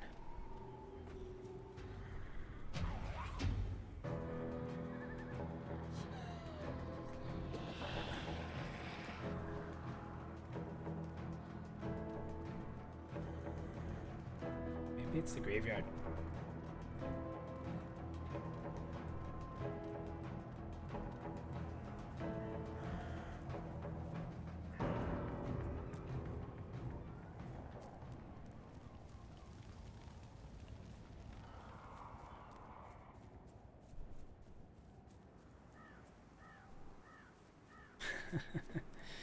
I like I said earlier, I don't know if you were here, but Kingsmouth was such a cool opening area. And I felt like the rest weren't quite as cool.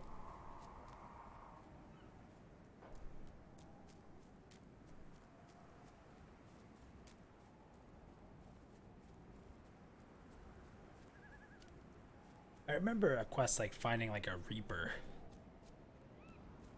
Maybe that's just a later main story quest here.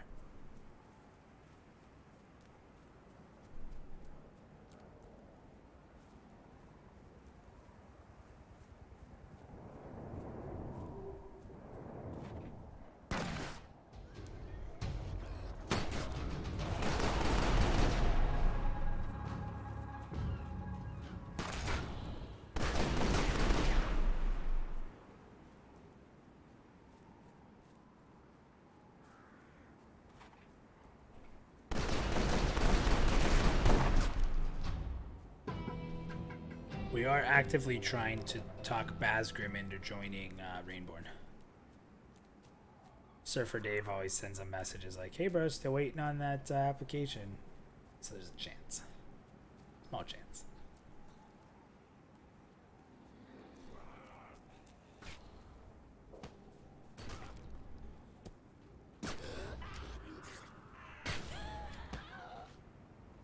Yeah, you know, I can't get into the Egypt stuff.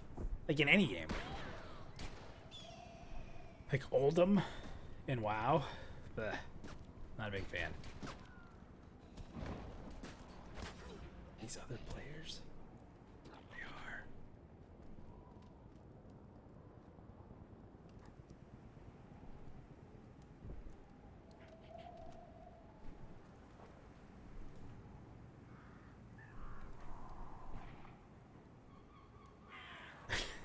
Don't worry, I'm losing my mind in my mid-30s, so I'm right with you. Like, I don't know.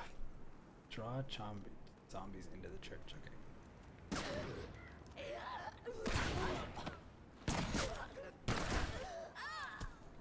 All right.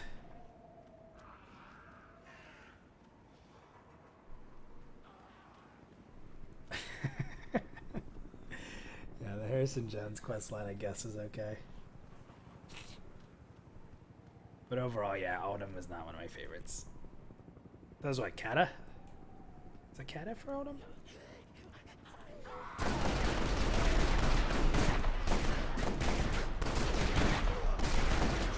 That is funny though. Harrison Jones. Good reference, good reference.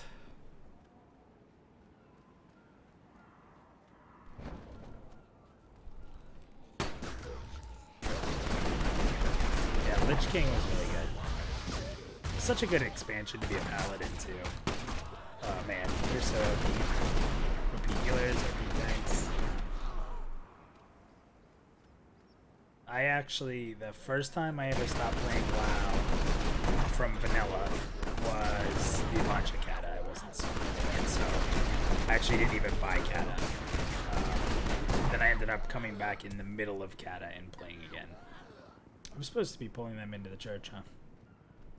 My bad.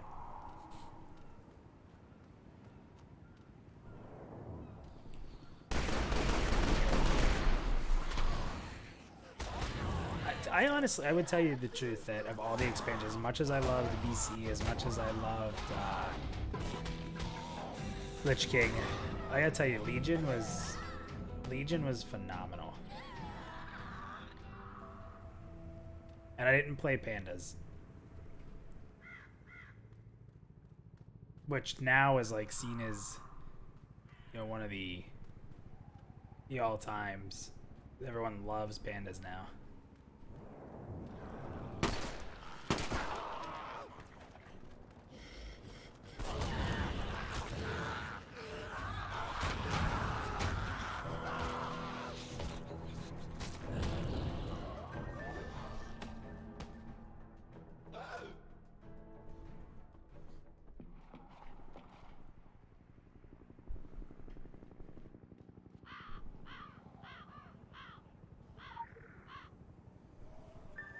I think every time I've ever played any characters in this game, though, I've been Illuminati's.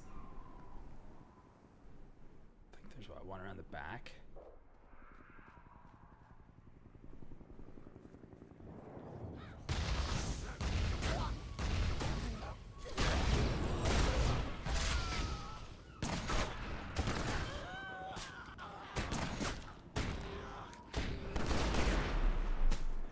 I should have grabbed those first.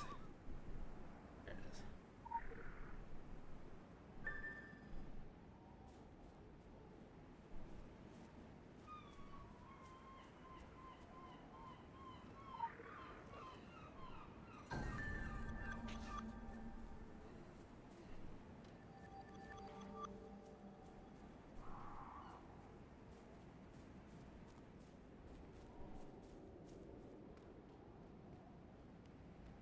Was it really a big difference playing? Try the first one, the Graveyard Fence. Was it a real big difference playing the different factions other than just the area that you went into? Like playing a dragon, like I know you went into a different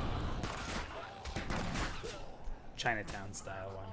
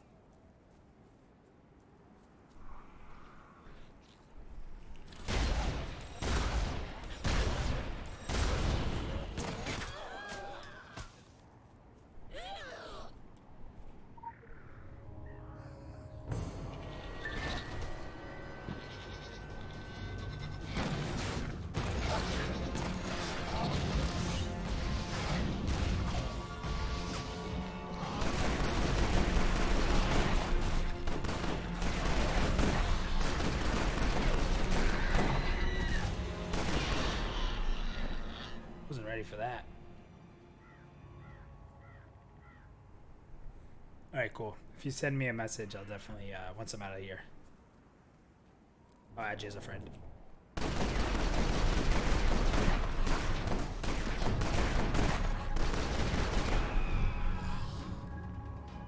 If you get your computer built, want to play IQ with us.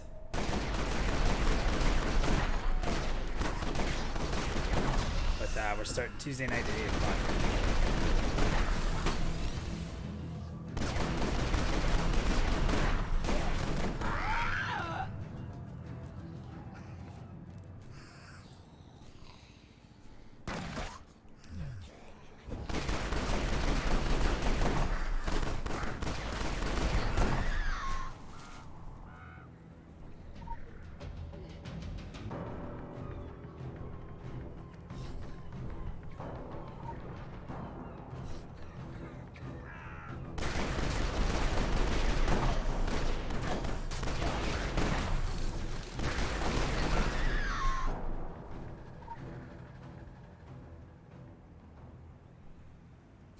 We're going to be playing on test server. So it's free, anyone who wants to join. So Haya has a bunch of characters already on test. So we're going to jump onto the retail version and jump into test server.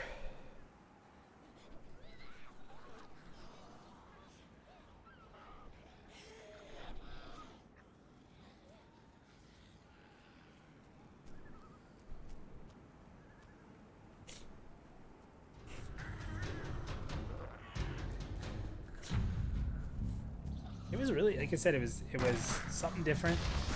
2012, I think it came out, if I'm not mistaken.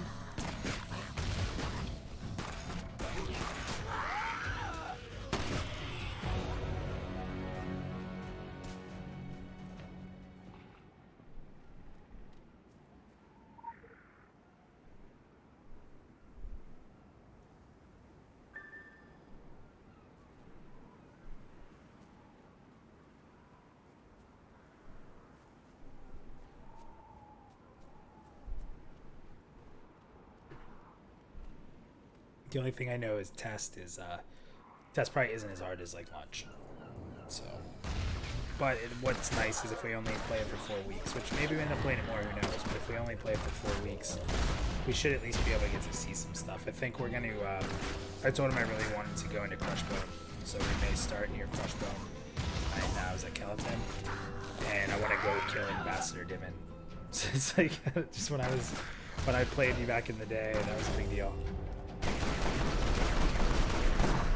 Camp in the throne room and right behind the throne.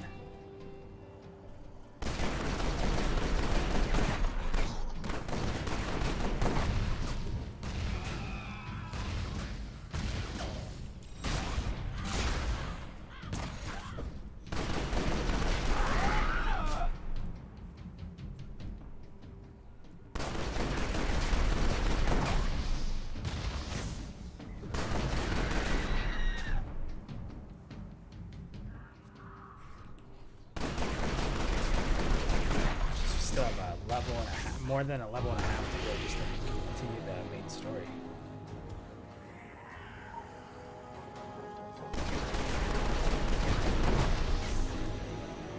Yeah, it does look awful. It definitely looks awful. There's nothing about that. But I don't know. It has such a spot in my heart.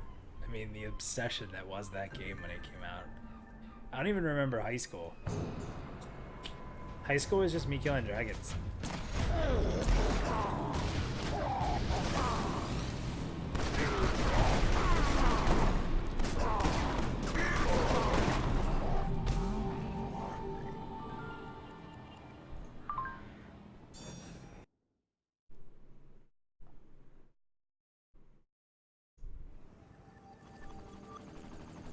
I really gotta start trashing some of this gear.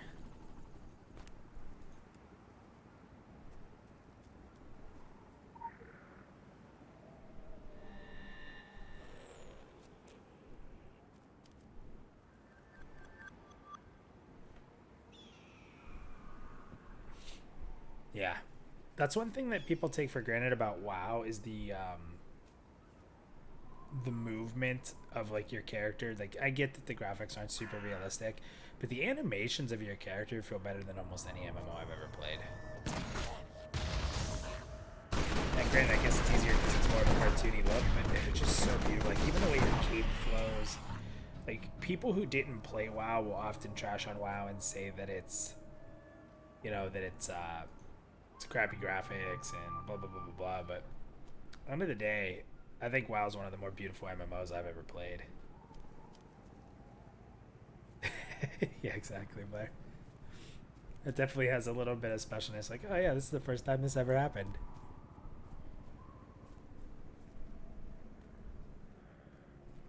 There's part of me that wants us all to make Ixars and then go to Field of Bone, because Field of Bone was so sweet. Oh my god, I loved Kunark. That was definitely my favorite.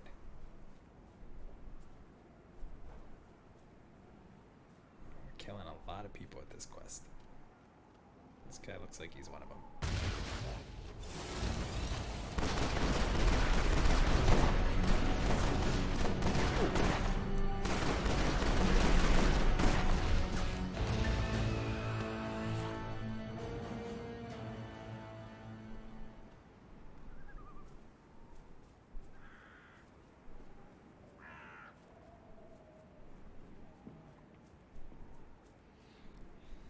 Yeah, Kunark was awesome. Field of Bone,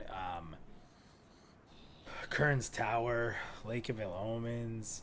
I played an Ixar monk for a long period of time. I actually had an Ixar monk that I was able to use this sneak trick in Freeport and turn in rat pelts.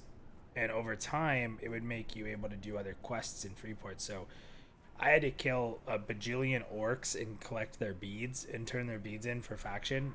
But essentially, I made it so that all of Freeport back in the day was like amiable with my monk in every area, and I could train at the monk guild there. And it took me so long, but that was like the greatest achievement, because you would like you'd run through Freeport and nobody would kill you, and there'd be people around you like, what the heck's going on here? What are you doing? How are you doing that? And back in the day, that made my account really worthwhile. It's one of those things like when you think back in the day, you're like, man, should have sold it. But being a monk and being able to train in Freeport and everything was awesome.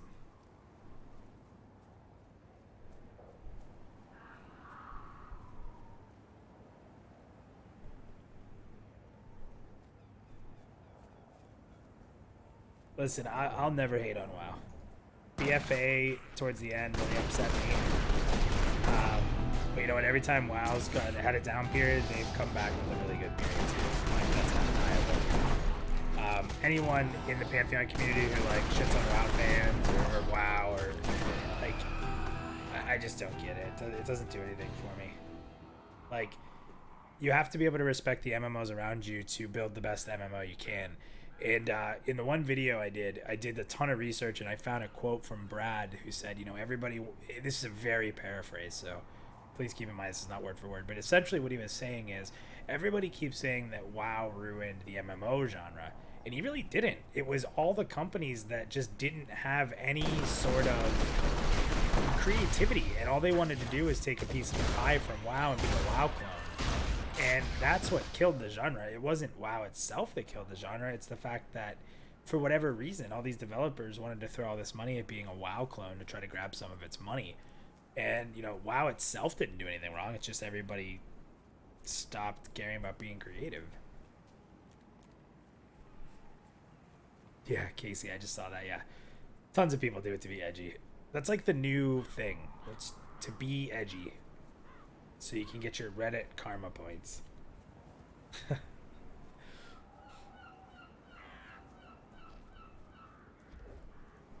there should be some bro around here.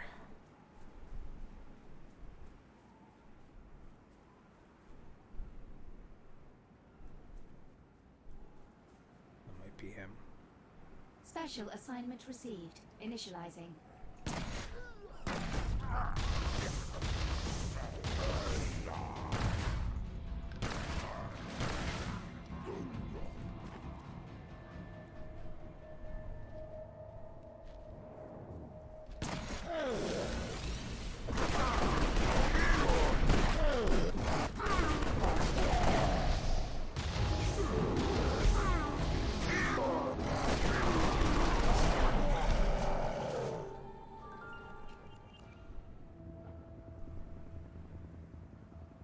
Yeah, every game was the WoW killer, right? I'm happy we've moved on from those days. Now everybody says the WoW killer is WoW.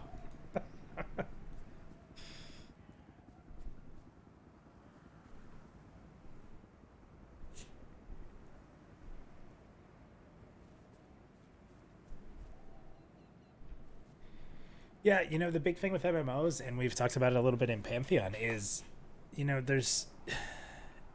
I get that you want as many people to play your game as possible. I totally understand that, and I don't have any problem with that. I think that anybody who doesn't realize that gaming's a business, you don't get it. You can do both. You can have a great game that lives up to your vision and is successful. But the problem is that all these MMOs are constantly making ways for you to skip the game. And what makes an MMO amazing is the world. Like going through the world, running into people.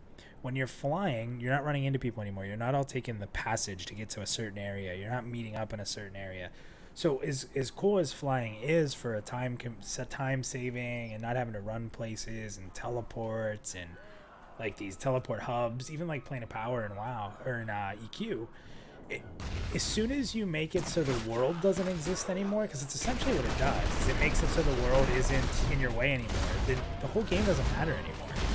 Like, I know that people want, you know, super fast mounts and flying and all this different teleporting skip stuff and teleport into a dungeon, but it all kills this world that you beautifully create, you dangerously create. If you can skip it, you're skipping the whole game. That's the whole point of playing an MMO.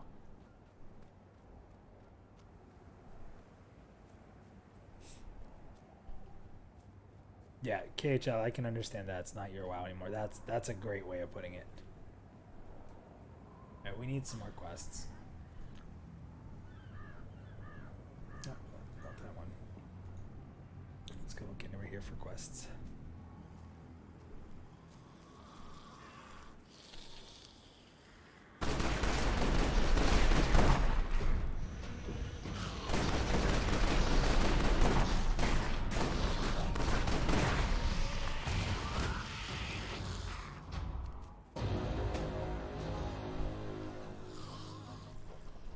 An MMO has to be hard. It doesn't have to be so hard that you're like, you can't do it, or it's just constantly frustrating you. But just having a fear of the world, again, it's the whole reason to play. Like, do you guys remember, for those of you that played WoW, do you remember the beginning of WoW, if you played Alliance, you were in Red Ridge Mountain, I think. The Red Ridge, like, little town on the lake. A little bit, it was near Stormwind area, and you could go up the hillside and you would fight like gnolls, and there was like a real rocky area that took you to it took you up to like a rocky path, and you could fight through the rocky area, and then it would take you into I might be quoting this wrong, it was like one of the lava places, like Blasted Lands or one of those types of areas, and oh boy.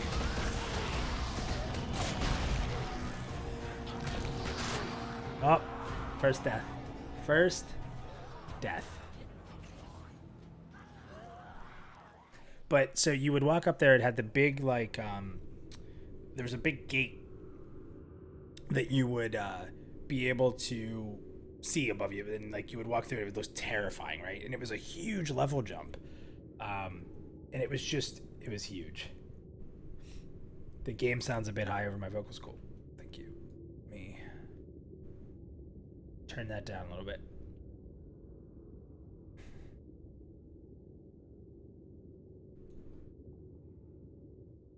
That should do it. I don't even remember what happens when you die. Oh, you have to actually run to your buddy.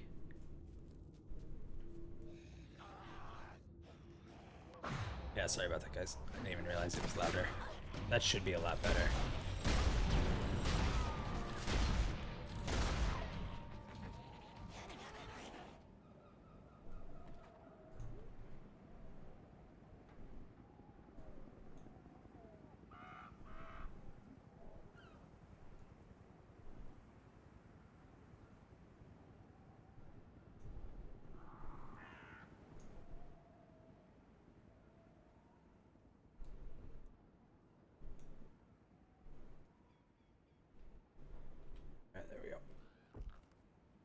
Yeah, Burning Steps. There you go. So I always thought that like moments like that where you go to an area and you want to level up just so you can go back there and have a shot is awesome. That's awesome.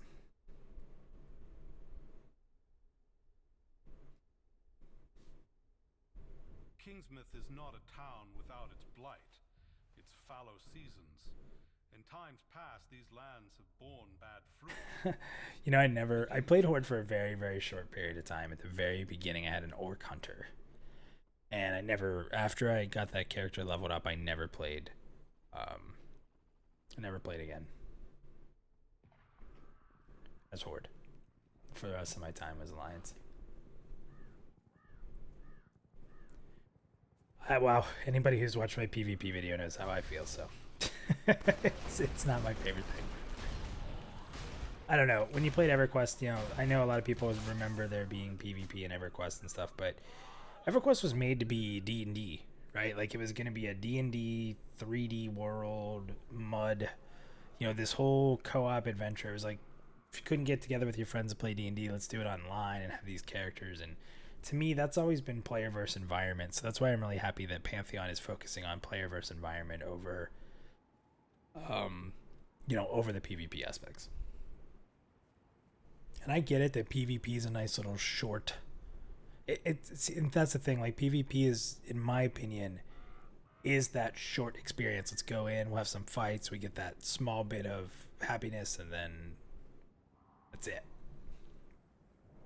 Which, you know, that small taste in an MMO is fine because, you know, we can't all play for 5 hours a day.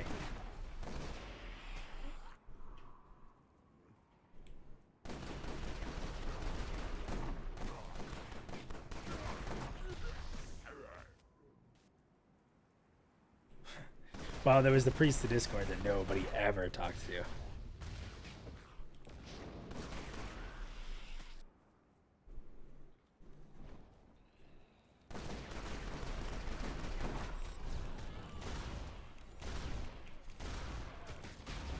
So here's a funny one. So we're talking about having ADD with MMOs and going through games. So there's an MMO. I'm going to preface this all before I tell you what it is. That is, I guess you'd say fairly new.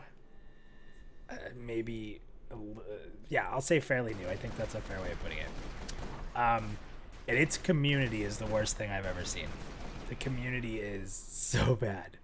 And the Reddit and everywhere you go in the community is just completely hates on the game. They bury every single thing about it. Everyone who backed it early complains about it. They all hate it.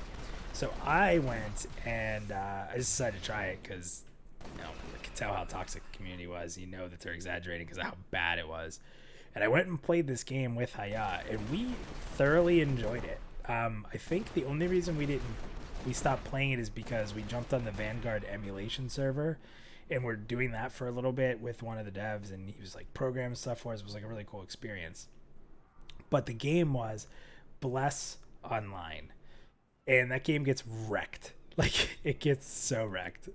And I gotta tell you, like, the combat was super fun. I played a paladin. And I keep thinking of going back and playing it a little bit more because I did have a really good time playing it. Shroud of the Avatar I've not heard of. I imagine that one's rough, though, from me saying that.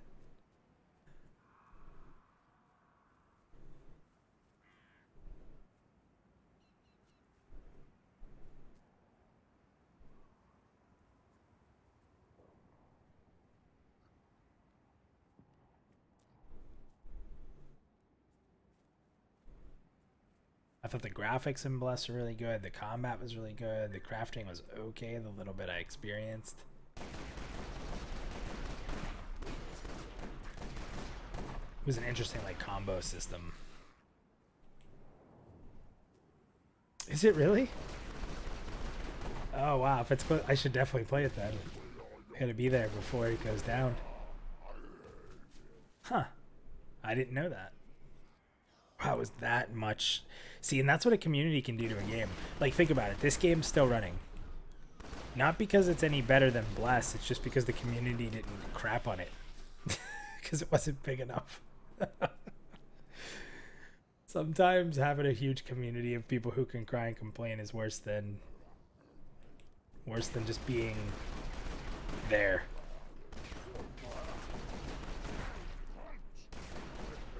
Okay. See, and I wasn't there for it, so that didn't, none of that bothered me. But I can understand that. That's fair.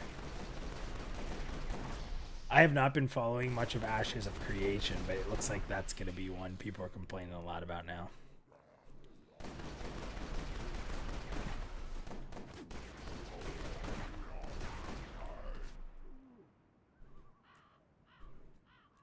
Okay. So that's something important then Pantheon needs to do is clean those pledges up so that the early backers know what the hell they're getting. So they don't get mad. I feel pretty. See, here's why. If someone said to me like, "Tell me in as short as possible why you're very confident about Pantheon," when there's all it's very true. There's all these games out there that are, Kickstarter MMOs that don't come out. And if someone said to me, "Well, Minus, why Pantheon? Why do you believe in it so much?" Well, if you look at the track record of Brad, and let's include Vanguard, it's really good. Vanguard was a spiritual successor to EverQuest, except he was forced to put it out early. But if you play the game, the skills, the abilities, the huge open world, some cool crafting stuff, there was a lot of really, really cool things in Vanguard. And with the experience of Vanguard, with the experience of EverQuest, we know the type of game he wants to make. Knowing how, let's say, close but evolved Vanguard was from EQ, it was still very EQ. There was so much in it that was EQ. So there's a good chance that Pantheon is going to be like the true finished product of Vanguard that he had in his mind, and then you take all that thought process and you put it in with newer technology and newer ideas and blah, blah, blah, blah, blah. And it's everything he's done has lived up to the hype of his vision in a sense, but Vanguard was just pushed out too early. So I really feel like with not being pushed out too early, sure, it might take long. We might be talking about this 2 years from now still, but I do think whatever he puts out is, we have such a track record of success with the type of stuff he puts out that I feel very good about it. Yeah, I just saw the it's Vaporware. I thought you were saying Pantheon's Vaporware. I love people who say that. If you guys ever watch Standing in Fire, me and Nathan made all the voices for the Pantheon Patient little clip they have of like all the people complaining and crying. That was so much fun.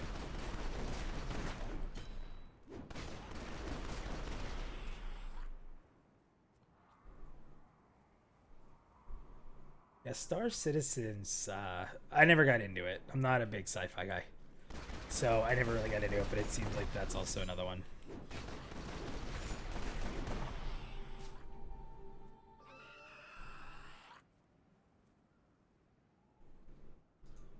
Yeah, I'm like, and there's people like in the community who are like, "Oh, you can't trust Brad." It's like, excuse me? How could you not trust Brad? He's put out the greatest game ever in a game that was rushed that was still pretty good.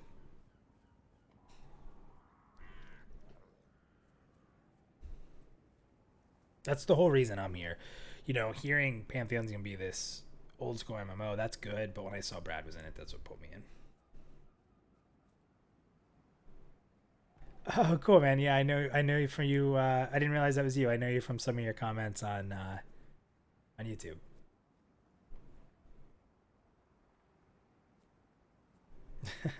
Yeah, Standing in Fire is a podcast they do Wednesday nights. They're actually on vacation for about a month though, but it's a very not safe for work, goofy fun time. Definitely trust in Pantheon, Casey, without a doubt.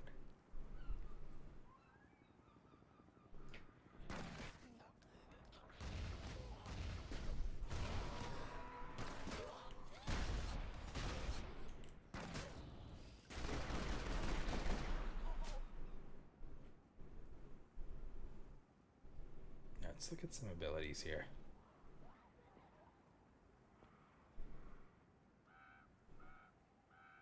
The worst thing Pantheon could ever do is cave in to pressure from the community. I know that's not a super popular thing to say, but that's the important thing. I don't want them to cave in.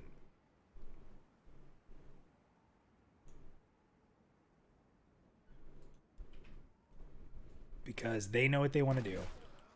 And what scares me is, I'll say something negative. What scares me is when Asmongold was brought in and started talking about Pantheon, which was the worst thing ever, by Joe Leonard. And he started trashing on the graphics. If you guys didn't notice, all of a sudden, that's when they started upping all the graphics and Project Fairthale and this recreation of the graphics and player models. And don't get me wrong, graphics are cool and it does look really good. So I'm happy that it's looking as good as it does. But I think that a core group of the fans, we care more about the game than we care about like the gameplay than the graphics. So I just don't want them to cave to the community. You know the game you want to make. You have your vision. You have it figured out. And if it takes you a long time to get that vision, awesome. Take your time. But please don't change your game for the community. The community player versus environment is you create the world, we play against it. It doesn't work the other way around. And again, I know that's not super popular this day and age to say something like that because everyone's like, well, I paid for it and all this stuff, but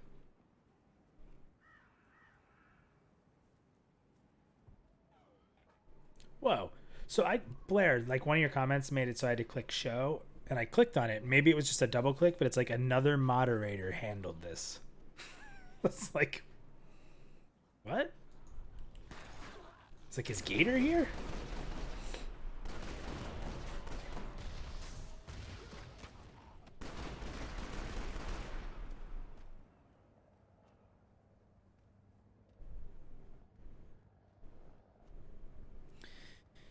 Yeah, I too would like to see. Like, was that? Did I see that? I think once we all get to see Fairthale, we'll all be happy. I do truly believe that.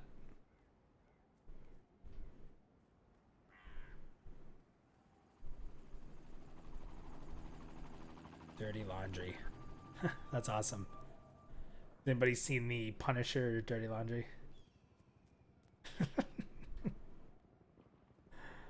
I think it's like basic YouTube stuff.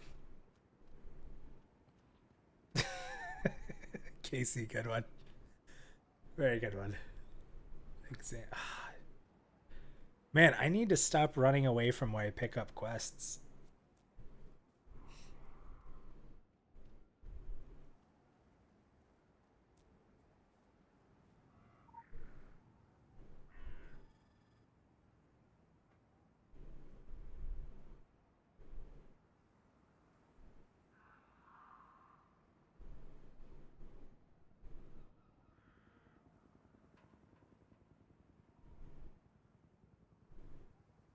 The code for the keypad is the first song he planned to sing on Sunday. All right. Stoned by the church.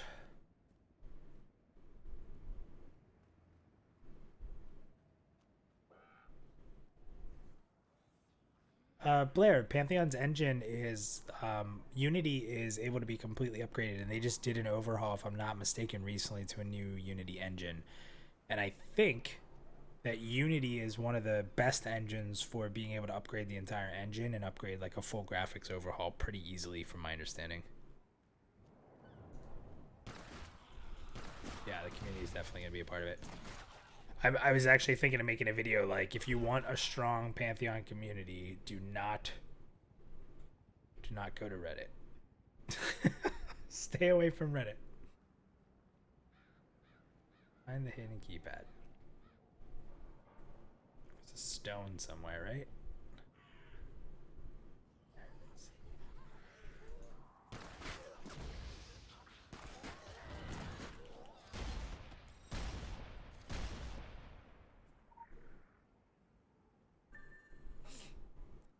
And there is a place for a niche game like that.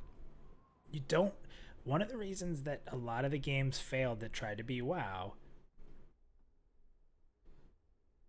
All right, So I think it's 576. Is because they all wanted to have 10 million people to consider themselves a success. And I don't think that Pantheon is in that mindset. I don't think Pantheon is worried about having 10 million people, which isn't going to happen anymore. So I think that helps a lot.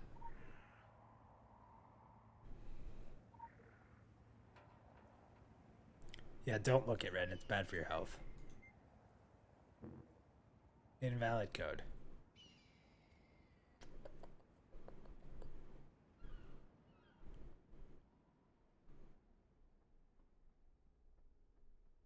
First song he was going to sing on Sunday.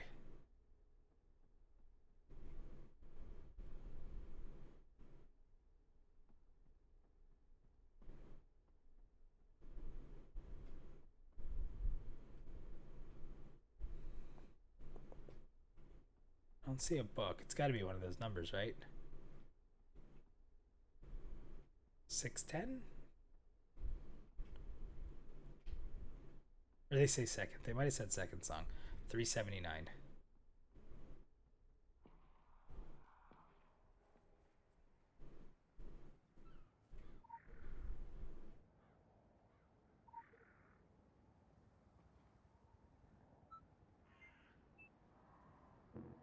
Nope.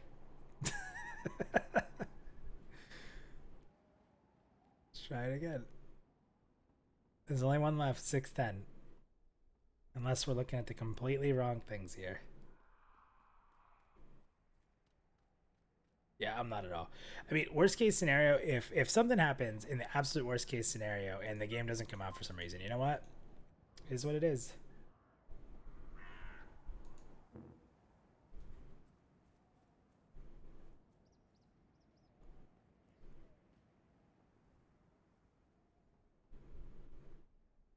Now I'm real confused, guys. Maybe I'm not religious enough. It's the second song he was planning to sing. Are none of these about the songs? Second song he was going to sing. Yeah, it's definitely not.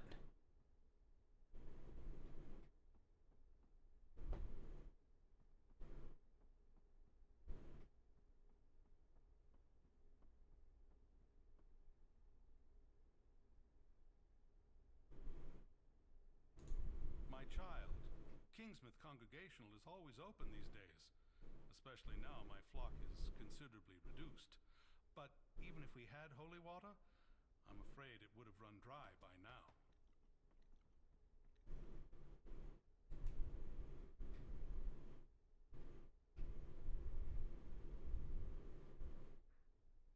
There's got to be a song listing here somewhere. Unless it's all these digits.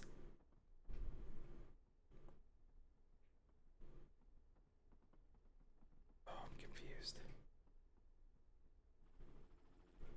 It's the first one. You're looking at the right thing. So it's 576. Maybe I typed it in wrong?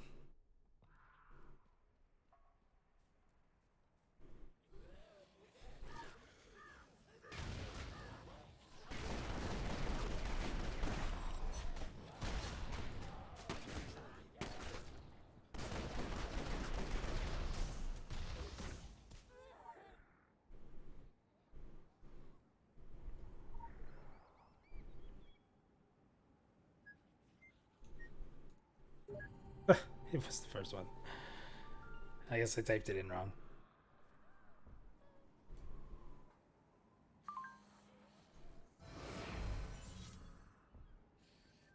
Level 11.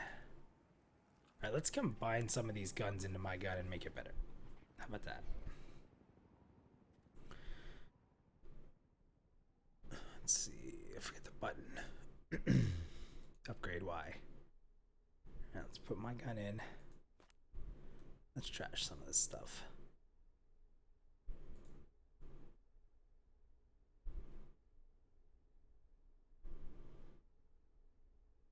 Oh, we can't.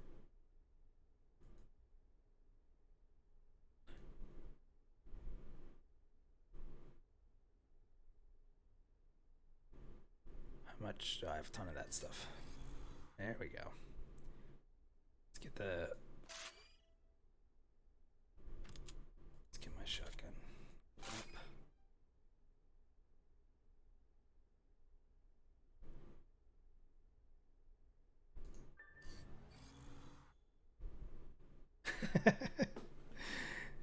Thanks for throwing that out.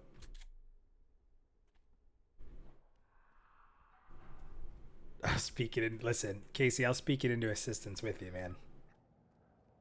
Did I? So this can get me in trouble. I've said it on interviews with Minus already, so this won't be new news. But I do not like Star Wars. Sorry, I'm more of a Star Trek guy. I played the old Knights of the Republic RPGs by BioWare, and those were super cool.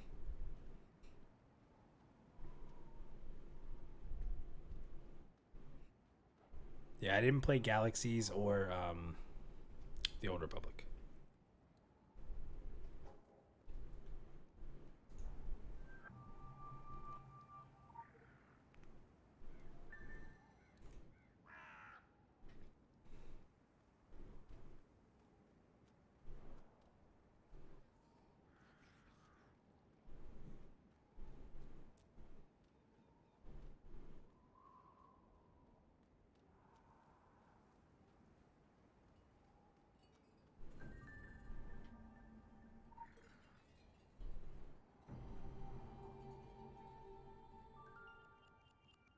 This place is creepy. Oh, this is the. I think this is that quest where you track down that crazy bird thing. I sense an alien presence. The fog.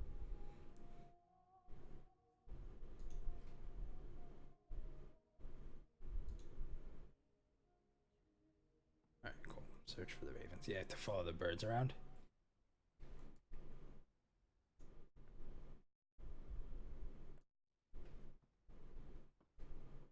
I heard Galaxies was awesome.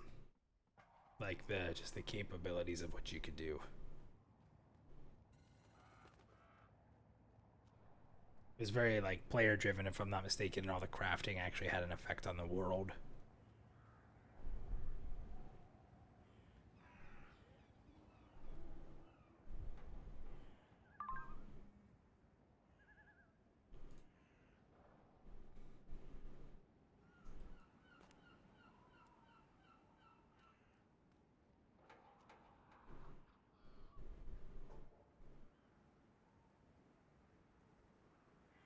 Follow the raven. Oh, that's good.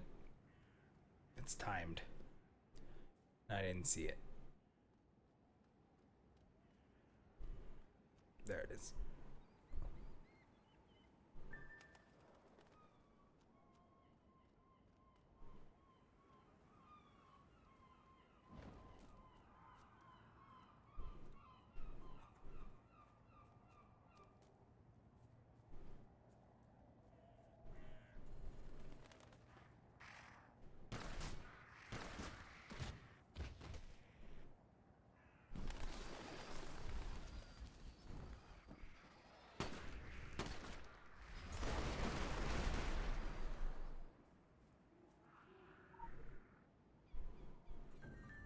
Politician was a class. There was a cool thing in Vanguard that was like about diplomacy. That was really cool.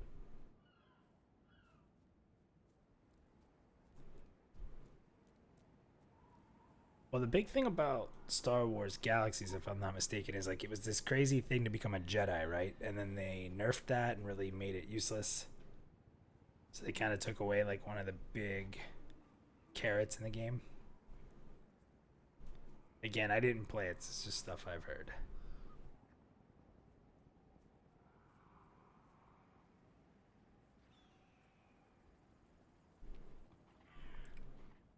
I can't find these birds. Oh, yeah, there.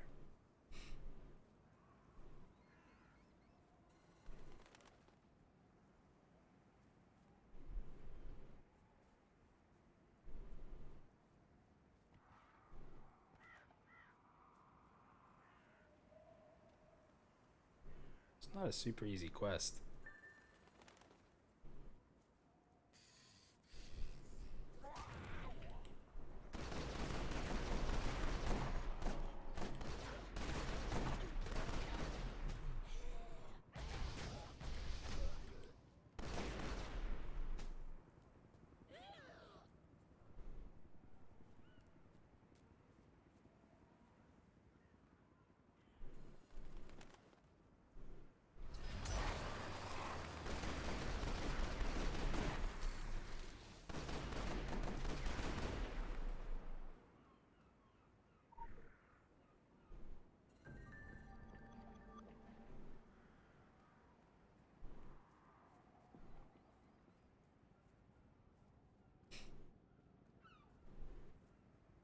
My big question for Pantheon is if it is going to be hard to level, and it is going to, take time, sort of like EQ did, and you're going to actually have moments of leveling, not just end game. I'm wondering what it's going to do to the alt culture, which isn't a bad thing.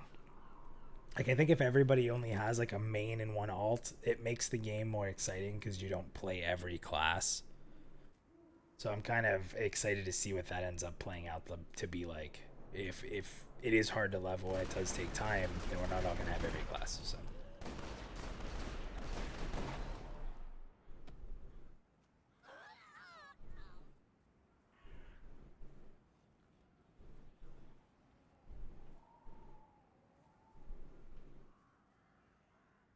Mr. Freeze.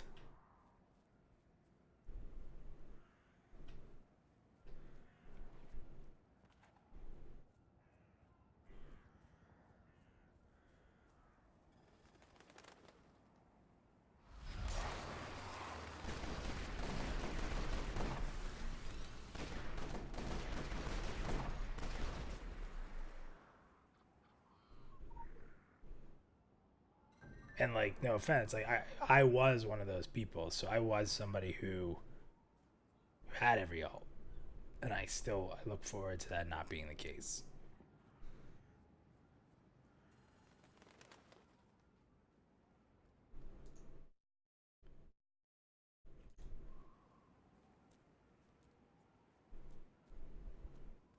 Yeah, and my hope is, at least from what they're saying, is that people that do that do rush through, are going to miss out on things they need, and it'll put them in a bad spot. At least that's what they're saying.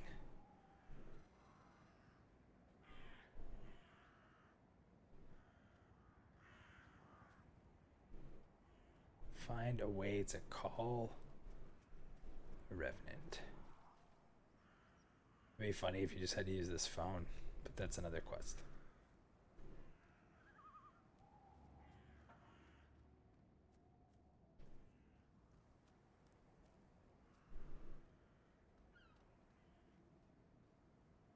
Oh, here we go. Well, Blair, the one positive thing here is that it looks like they will have some sort of a system to be able to mentor, which will be awesome. So if you have a good group of people that you play with, like, the mentoring system's awesome. Like, I know that for me, for example, when we were playing EQ2, I spent most of my time mentoring people because I had leveled up quicker when we went to the progression server. So that being the case, like, I enjoyed that incredibly, to help people get caught up with me and to mentor. And if they put that in Pantheon, then that's going to solve a lot of those problems of getting left behind, I think. Now, of course, you're going to have the type of people who, once they get high up, they just want to, push through and that's it. And they don't want to help you, but there'll be enough people who want to help.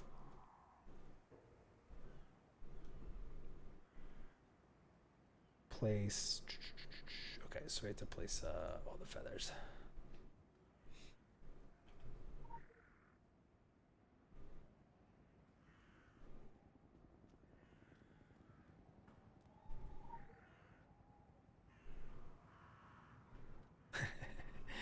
I like how you say like-minded people with foul mouths. No worries. No worries there from MMORPG foul mouths. That's a common trend.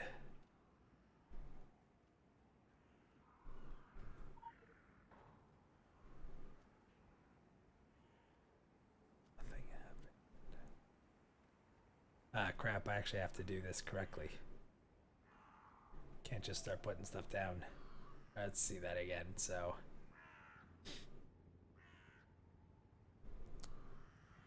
east, north, south. East, north, south. So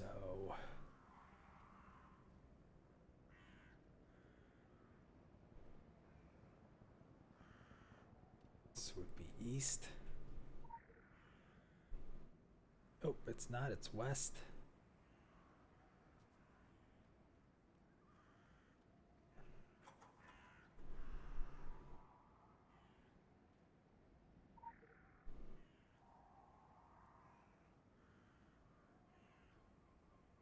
Why do I keep forgetting this?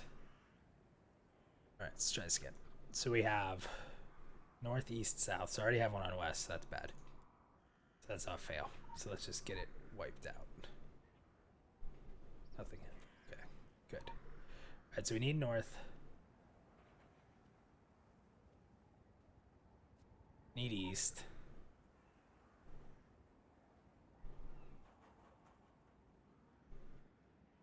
Need south. There it is.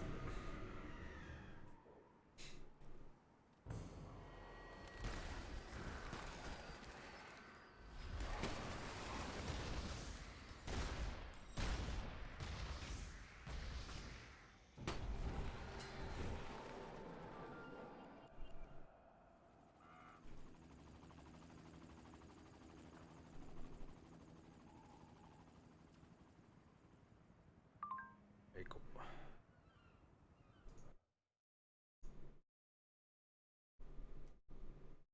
All right.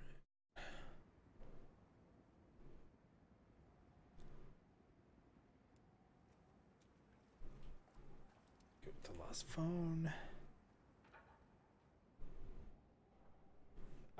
Yes, you should be able to. How do you do it?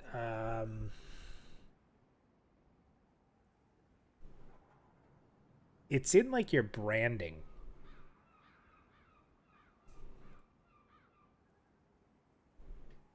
Standing in fire.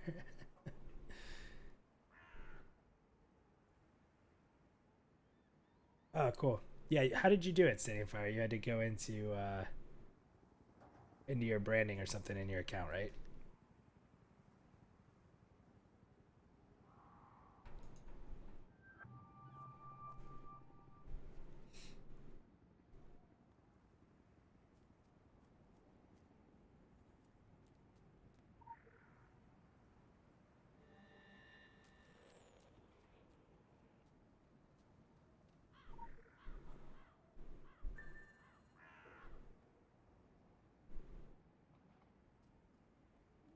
All right, Donnie and Son shop.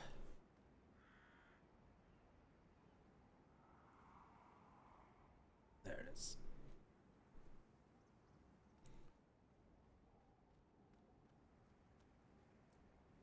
Well, the thing with being a healer is you can stay on whatever you want because it's your own frustration you're causing, right? So it's the old do as I say, not as I do. As a healer.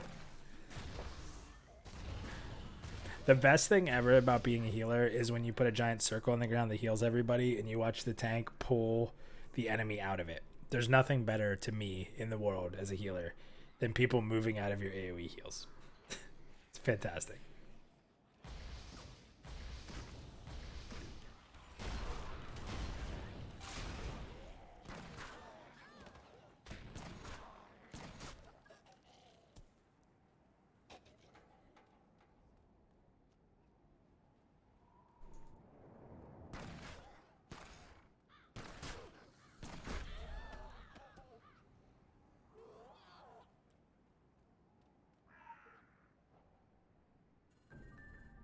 Gone skating.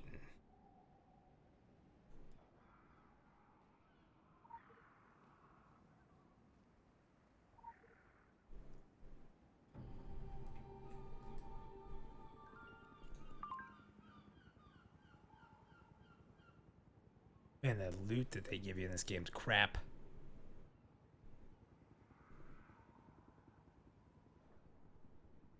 Why does it say item power 2? Oh, they both do.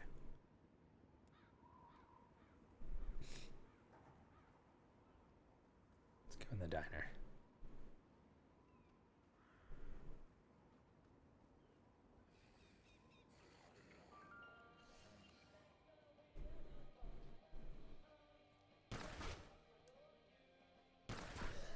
Susie. Susie, no.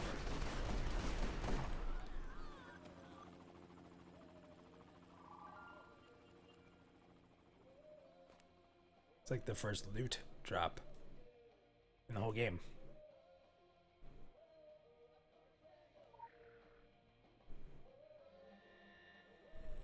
So I think Pantheon will be out of pre-alpha this year. Yes. I think alpha will hit by the end of the year. That's, again, a complete guess. But if I had to guess, I do believe we'll have alpha by the end of the year.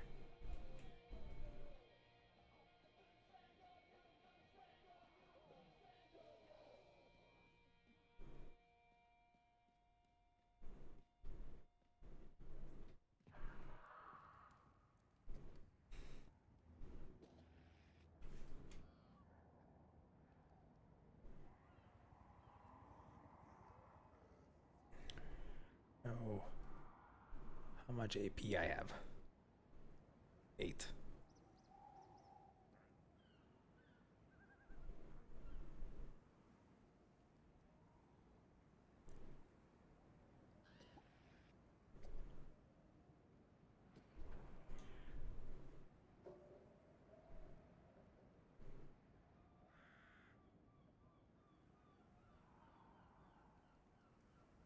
Speeding pistol is ready for action, allowing you to recover 4 pistol energy, cleanse yourself.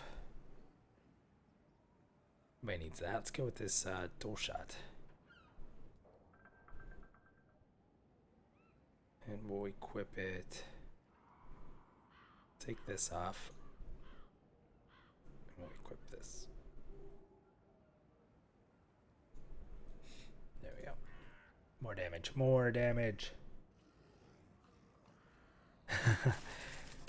I'm married, so if I want to stay married, I can't go for the 1K pledge.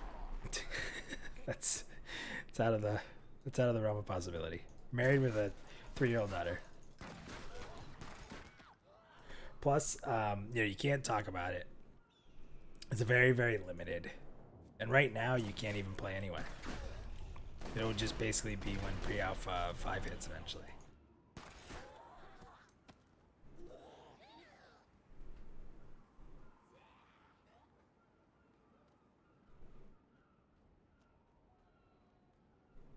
We're getting to 12. I might actually be able to continue this story tonight. I didn't think I'd be able to. Could look for quests.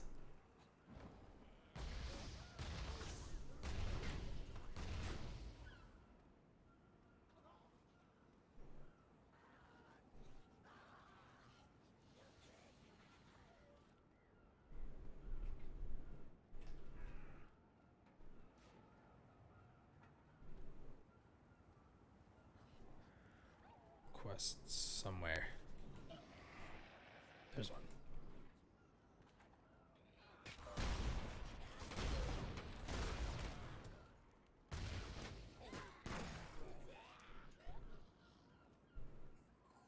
One cooldown. Already did that one. It's interesting about this game too is like every quest is repeatable, but like some like 24-hour cooldowns.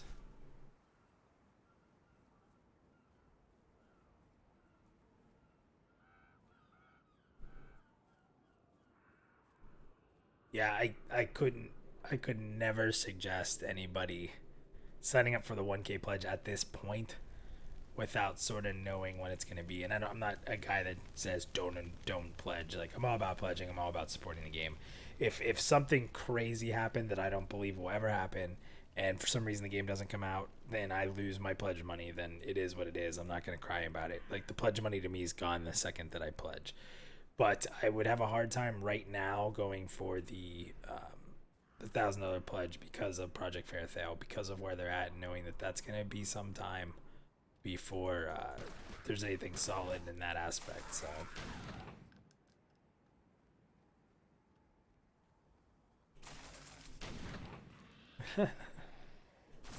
to make that dungeon 10K, is that what it is? Design a dungeon for $10,000. Just hit the lottery, guys. Come on, someone hit the lottery from this chat, and then be the angel investor for Pantheon, and all will be well. This ability is sick. Try to pick that up earlier.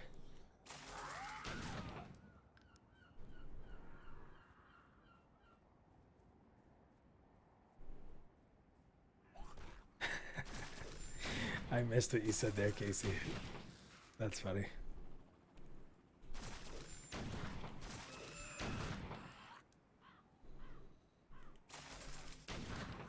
I cannot find a quest. But this double shot is ridiculously cool.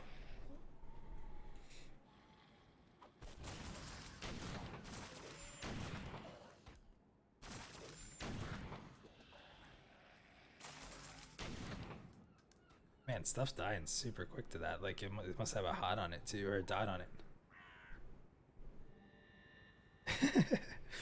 Well, the interesting thing where it says a tour of their studio. So haven't they been on record recently in saying that, the game is being built all around the world. So like when one group goes to bed, another group's like waking up across the world. So like, I didn't even think they had a studio. I thought that it was like, I mean, I'm sure there's a central like place, but they're working on it from all over the world. So that confuses me a bit. Maybe like once it's done, they'll have a official place to all be.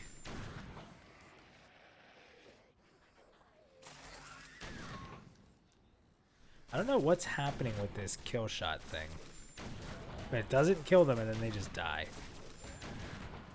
I mean, I'm cool with it.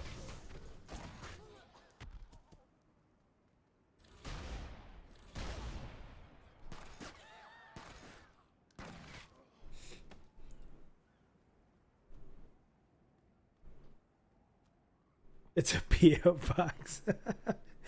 That's a great meme if somebody wanted to make that right now. Like, find a picture of P.O. boxes and put Pantheon, a Visionary Realm studio on it.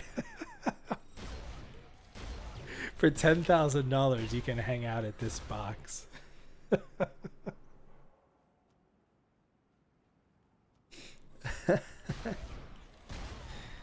Oh, that'd be great. That would be fantastic. So I don't know if any of you guys watched the We Are Pantheon video. I know it was cheesy. That's the point. If people are mad about that, they don't get it. We were so close to having some of Visionary Realm in that video. So the Friday before release, so it was Friday night and we released it Monday. So the Friday before release, I don't bother Brad ever, but he does follow me and he does retweet stuff. So I have access to DM him and Twitter, and I think I have twice ever, including this time. So once before, then this time. So I was like, you know what? I'm going to email a small clip of this to Brad, show him where we're at in this video. It's pretty early on, and just say, hey, we would love to have you. We would love to have you guys on here. And I wasn't sure if I'd get a response. So I sent it. And within 2 minutes, Brad responded, this is really cool. Please send an email in this video to Ben. And see if it's possible for him to get the team fired up to be a part of this. So I'm like on cloud 9, like super excited. Like, oh my God, is this going to happen? And we can have VR people in it. Because like if I could get Brad to say, just all we wanted to do is just have them say, I am Pantheon. To have Brad go on right after Nathan's like puppet Brad and say, no, I am Pantheon would have been ridiculous. I would have been so into that. And it was so close. It was a lot closer to happening than I can even tell you that we almost, and I think the problem is that we released it Monday and I'd sent that Friday night late. So I'm sure the weekend, I don't know how many people were there if he checks his email. So, it didn't end up happening, but we were pretty legit close. That would have been awesome. Baldur's Gate 3, it was just a teaser from what I saw. My guess is no.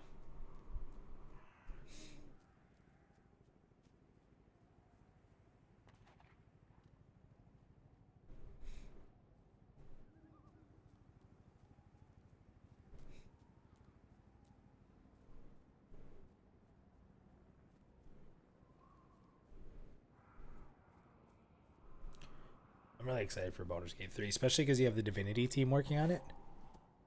If you were going to have a team work on that game, like, that was legit, they nailed it. I mean, the only other team I could have thought is maybe the Pillars of Eternity team. Between Pillars of Eternity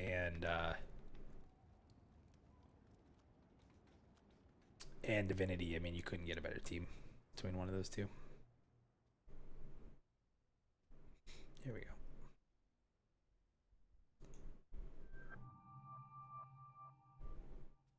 Medical report pages.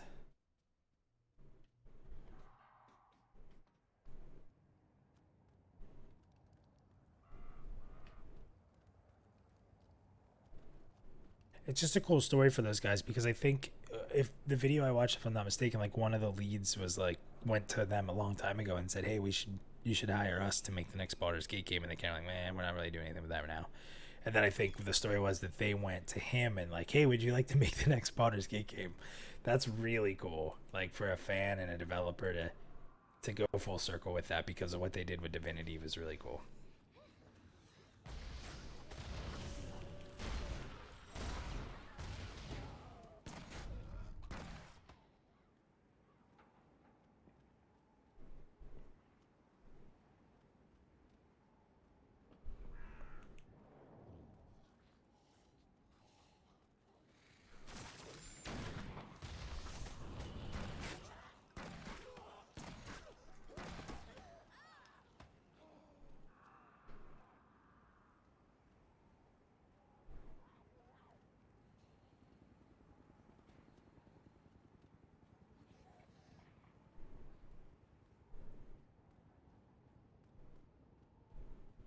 No projected date.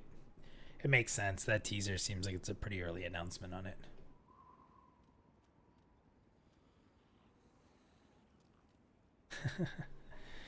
I didn't beat Pillars of Eternity, but I did get to play it for quite a while, and I think like another game sort of like took over. But wow, it was so good. It was so good. And for a game that had no voice acting, it was a really, really good game. Stands in Fire. Do you remember where that quest line that we were working on earlier goes next? It was the Kingsmouth Code. Can you pull that? Can you pull that out of where you were? So we have to find this plaque. In the seat of power, navigator immortalized, illuminating the path to the sleeping priest and Fletcher.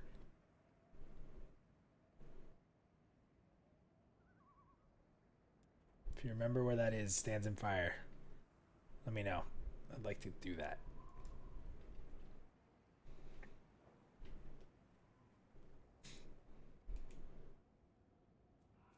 Oh man.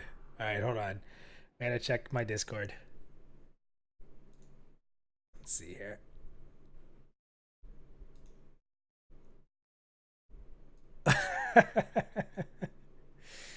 All right. Give me a second here. We gotta show this on the stream. We have to. This is awesome. Save it in Pantheon resources. All right, here we go, guys. We're gonna put this right up on the stream because this is total legit. All right, here. Let's see. Image. Pantheon Office Studios. So good. I love it. All right.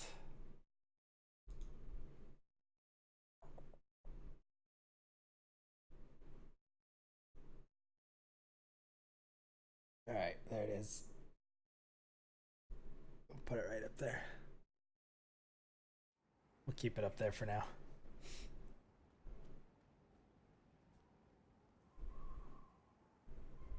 Yeah, the manhole covers we did already. This is a different oh no, we followed the manhole covers to get to that logo out in the docks. Yeah, Chris Kane's a monster.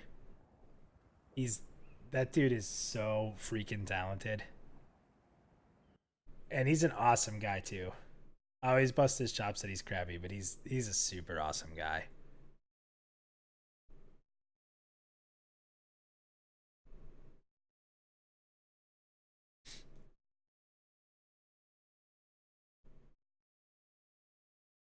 I'm a big Chris Kane supporter. Oh, the painting. Okay. Let's go check it out. I think I know what you're talking about. It's in like that museum.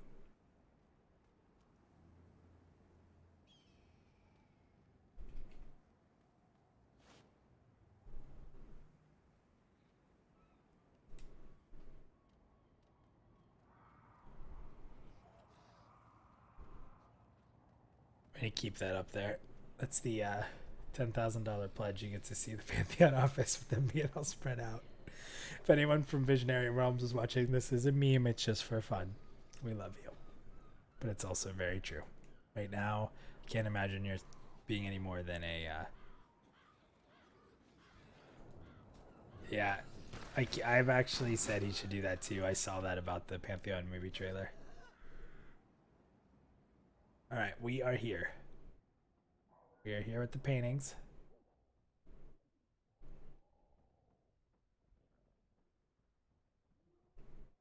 Is it here?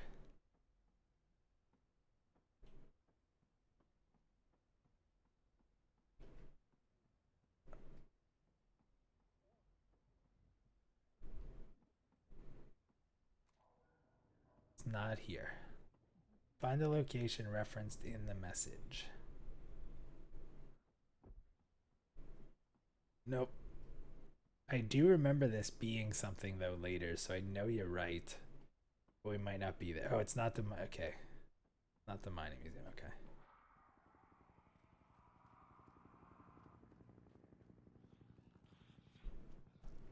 Oop. Didn't even see them there. Not the shrimp shack, right?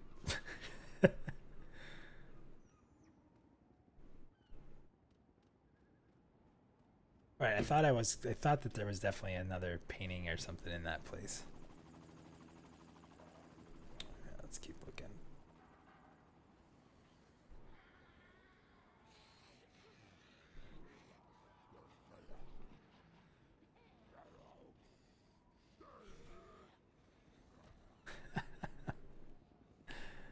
Yeah, the meme is good.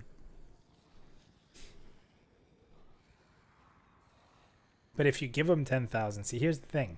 This may all be a trick. If you do the $10,000 pledge, it's very possible that this then allows you to... it allows them to go ahead and buy an office. So maybe that's what it's all about.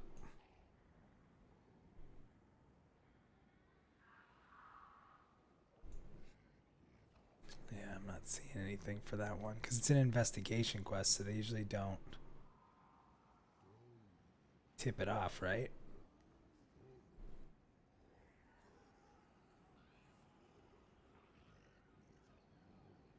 That's what's cool about these investigation quests. They make them pretty challenging.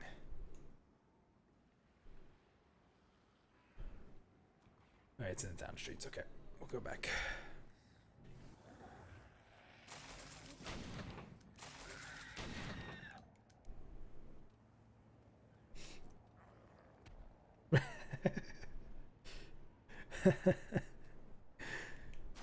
So not only does $10,000 get them rent for a really nice office, you get to visit that office, and you also get to make a dungeon. So it's a win-win for everybody. But for right now, it's a PO box.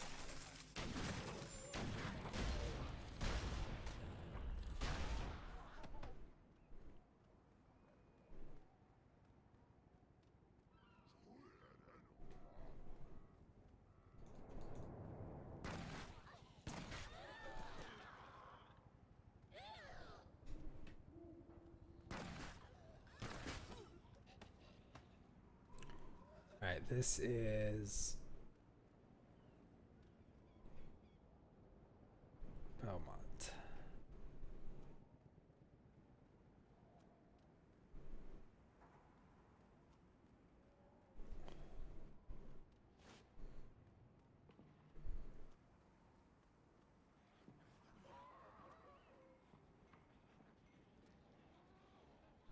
Okay, so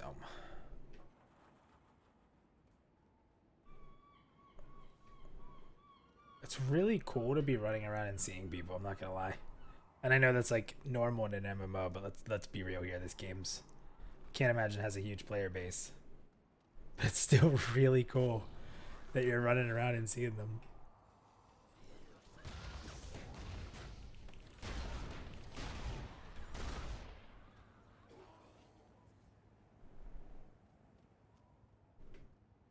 Let's keep getting.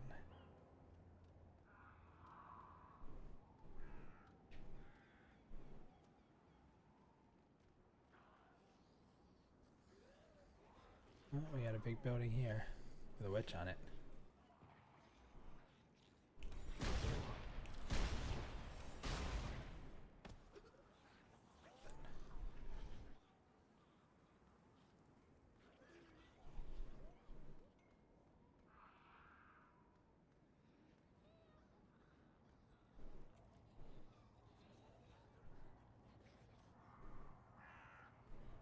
Yeah, that was super cool, Casey.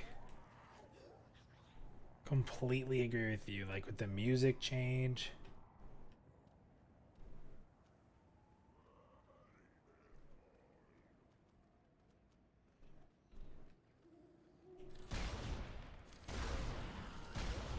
The west side of the block I'm on the street I went on.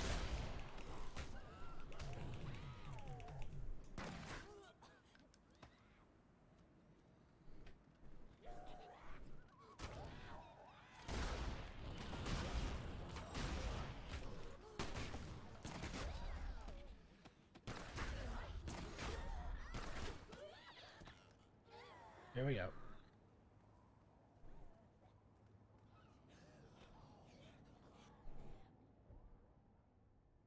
Aha. Way to go, man. Your memory's ridiculous. Alright, so now we have to find the right painting. I cannot believe you were able to remember that. There were no shortage of volunteers to the burning.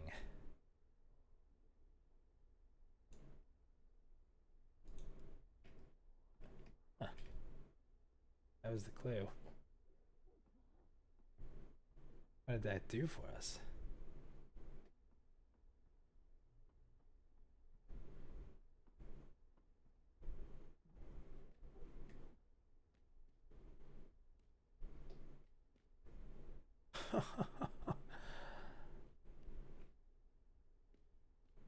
When was the burning? Is that something we should know?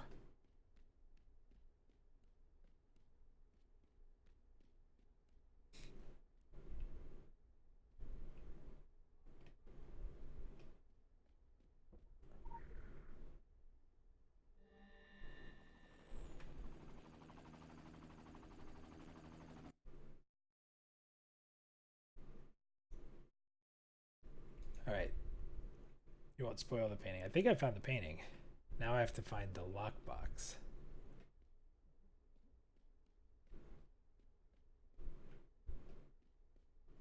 Oh, is there a timer? Oh, yeah, it's this room.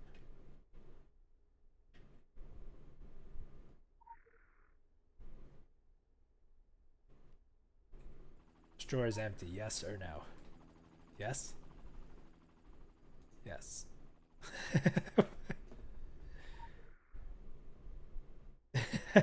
Still offer. Offer still stands, huh? This is gonna be one of those things where I have to search every one of these drawers. Alright, Blair. Take it easy, man. Yeah, hit me up on Discord. Thanks for hanging out, man. Definitely. Alright, there's gotta be like let me see here. There were no shortage of volunteers to the burning.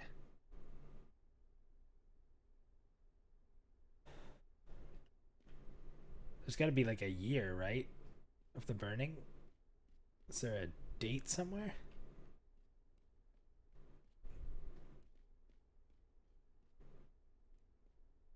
It doesn't have a timer. I think it's good. I think it was just a different room.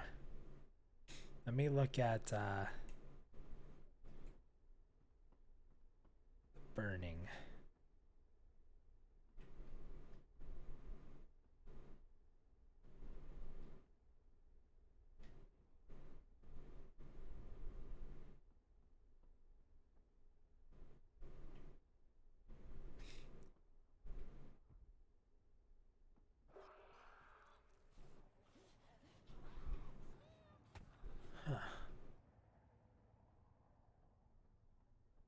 So I just gotta go through all these drawers then.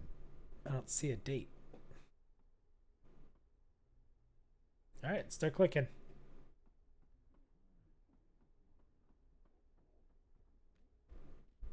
Let's start clicking.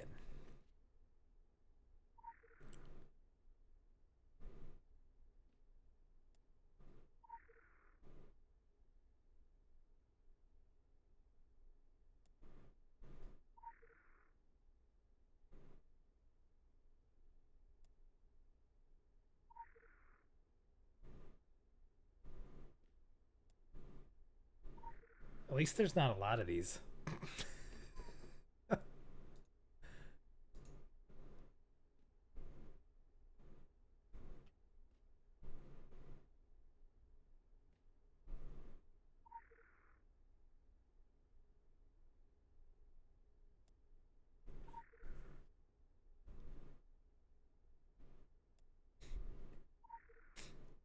least we got all the time in the world here, I guess. Zombies don't come in here, so we're good.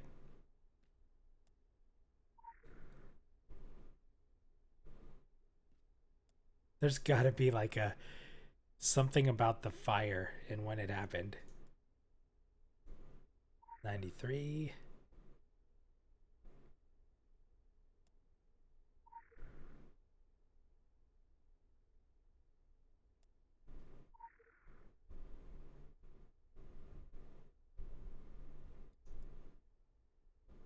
It's a Bible passage.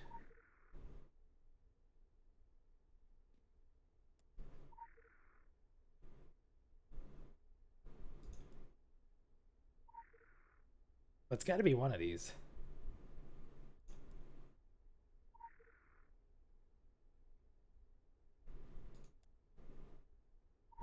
What's it matter if you hit yes or no? That's my favorite part of this. The drawer is empty. No.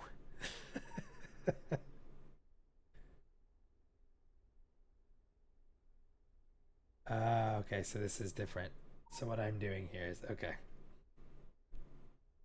So this isn't what I'm doing now is stupid.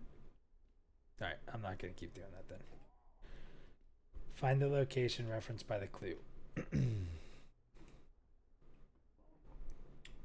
it's about a fire.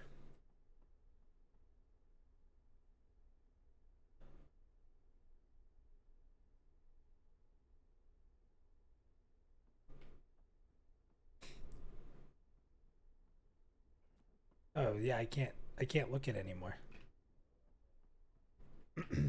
And when I look at this, it shows that. Message scribbled on the back of this was it was on the back of the painting.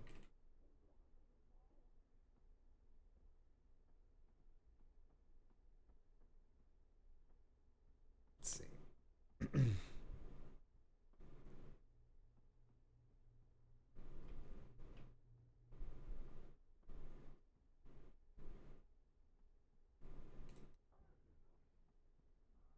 Is there a fire department?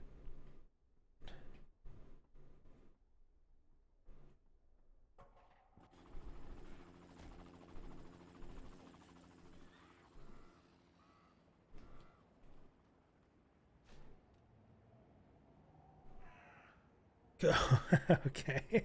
All right, we're gonna take the meme down. We'll hide it for now. Here you go. The clue is, and I'll read it here. The message was scribbled on the back of a painting in Town Hall. There were no shortage of volunteers to the burning. Is this a clue? There's only one way to find out.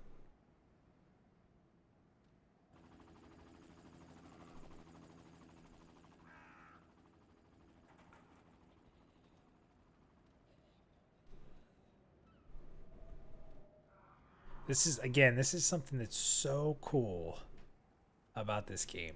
These investigation quests were not easy. Especially if you're a dummy like me right now.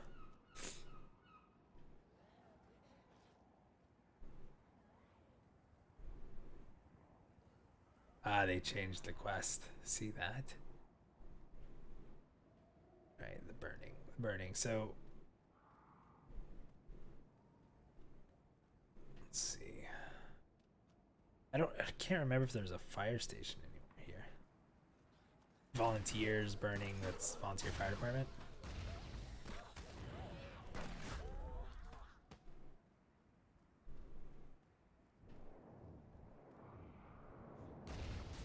Try to find this next clue at least.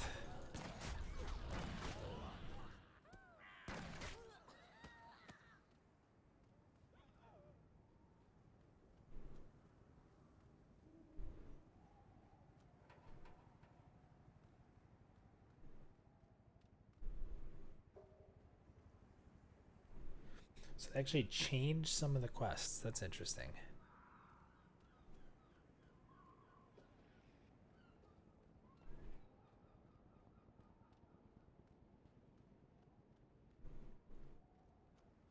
So you're on your own. Nice. All right, guys. I think that's probably a good time to call it. I got the zoo in the morning with the 3-year-old. You guys have been awesome, though. We spent just hit about 3 hours together for everyone who was here. Stands in Fire, awesome, man. Super, super cool to put your KHL name to the face because I know who you were. I've seen you comment, but I didn't know that you were Stands in Fire, so that's awesome. And everyone else who was a part. I know Blair's already sleeping. Casey, hopefully we'll see you guys in the future. Like I said, Tuesday night community game night. If you guys are around, we'll play some EverQuest. See how that goes. Hayao will be leading us, so it should be pretty fun because he is literally like the most hardcore of all of us for EverQuest, hands down. And he plays it still alive, so he'll lead us. We're hoping to go into Crushbone. I want to kill Ambassador Divin, especially because I'm playing a rogue. So there is a fire. Oh, now see, there is a fire station, east part of town.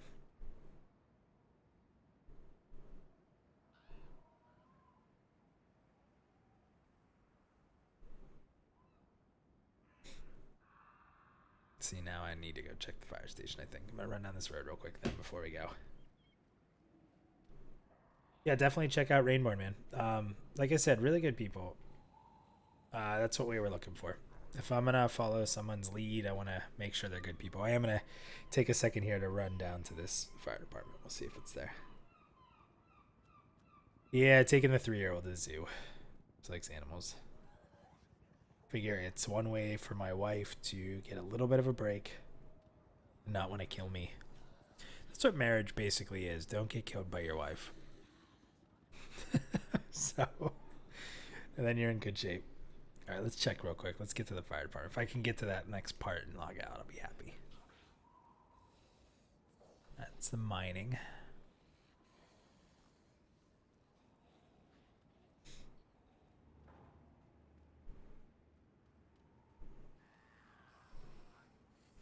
Okay.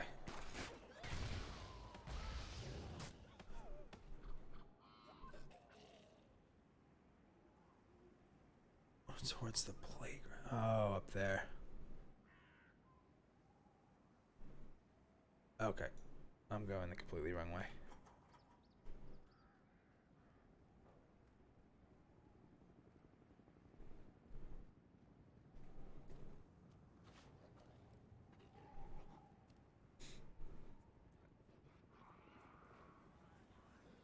Yeah, I'm definitely going west, not east. I would blame it on drinking, but I'm not drinking, so I have no excuses for that one. None at all.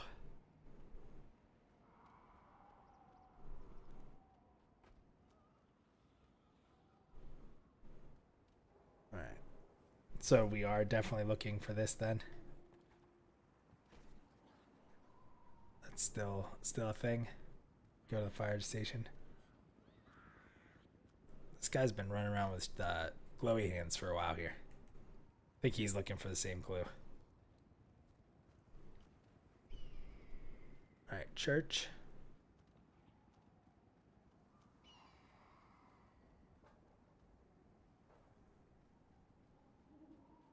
All right, near the bridges.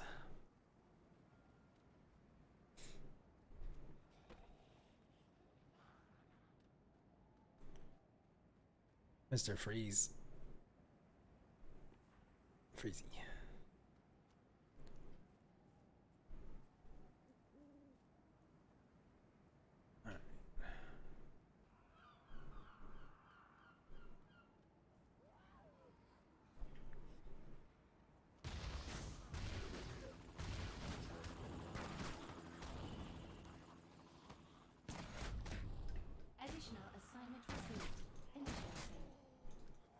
We didn't stop the fire. Oh, yep, zombie firefighters.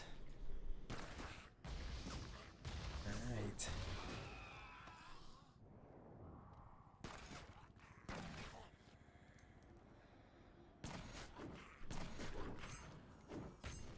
Got him on my sweet double shot ability.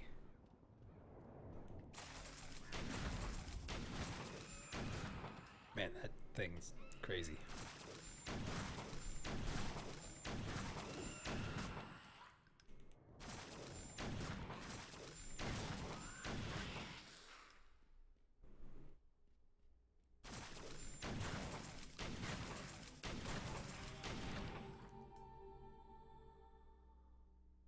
Alright, so there's a clue here we have to find. And then I would definitely call it. Man, they are not giving us loot.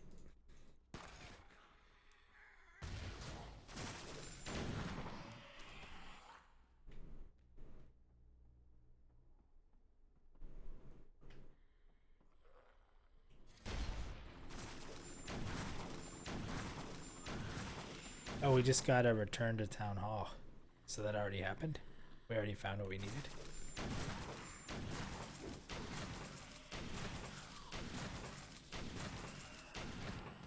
That was it, huh? Just show up here. Go back to town hall.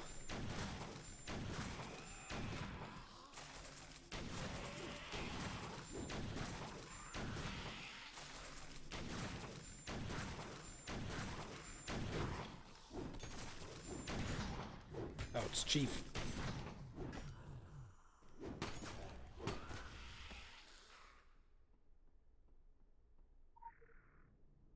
Yeah, now we have to look at that other painting, I take it.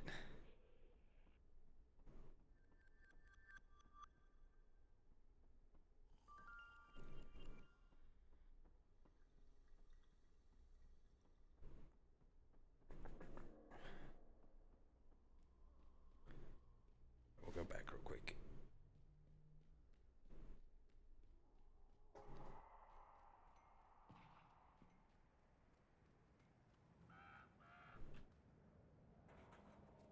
I think that was on this last street, right?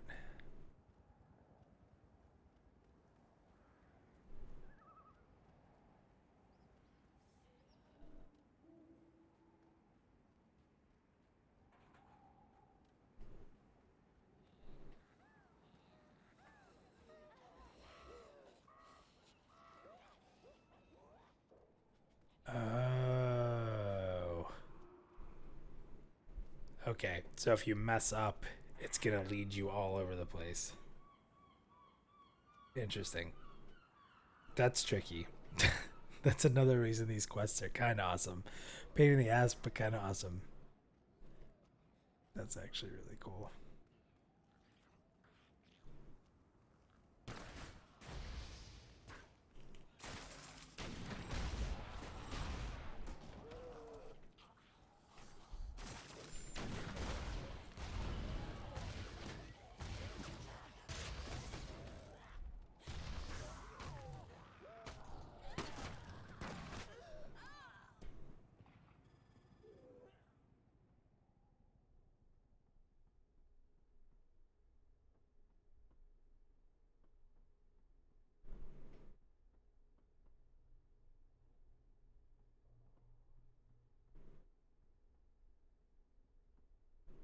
It's this one, right?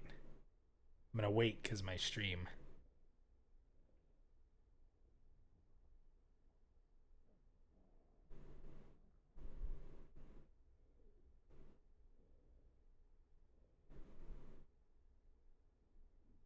I think this is the right one.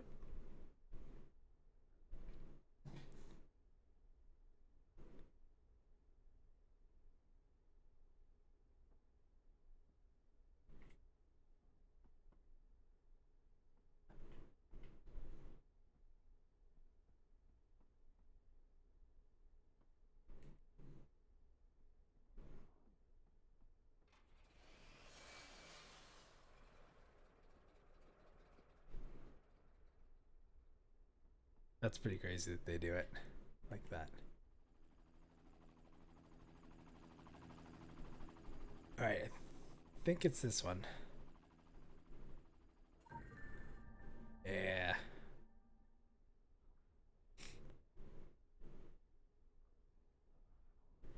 All right, very cool. All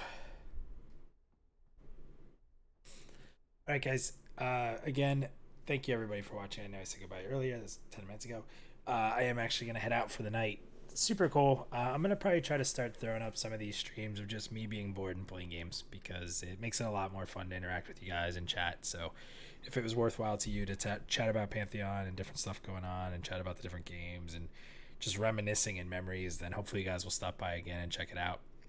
But again, Tuesday we'll do the EQ stuff, and we're gonna do that for at least 4 different weeks of the community gaming night. So, but awesome, guys. Take it easy. It was super awesome chatting with you guys once again. Thank you for being here. Casey stands in fire. We saw B Blair here. So if I'm missing anyone, I apologize. But awesome stuff, guys. Have a great night, and I'm sure I'll see you guys very soon.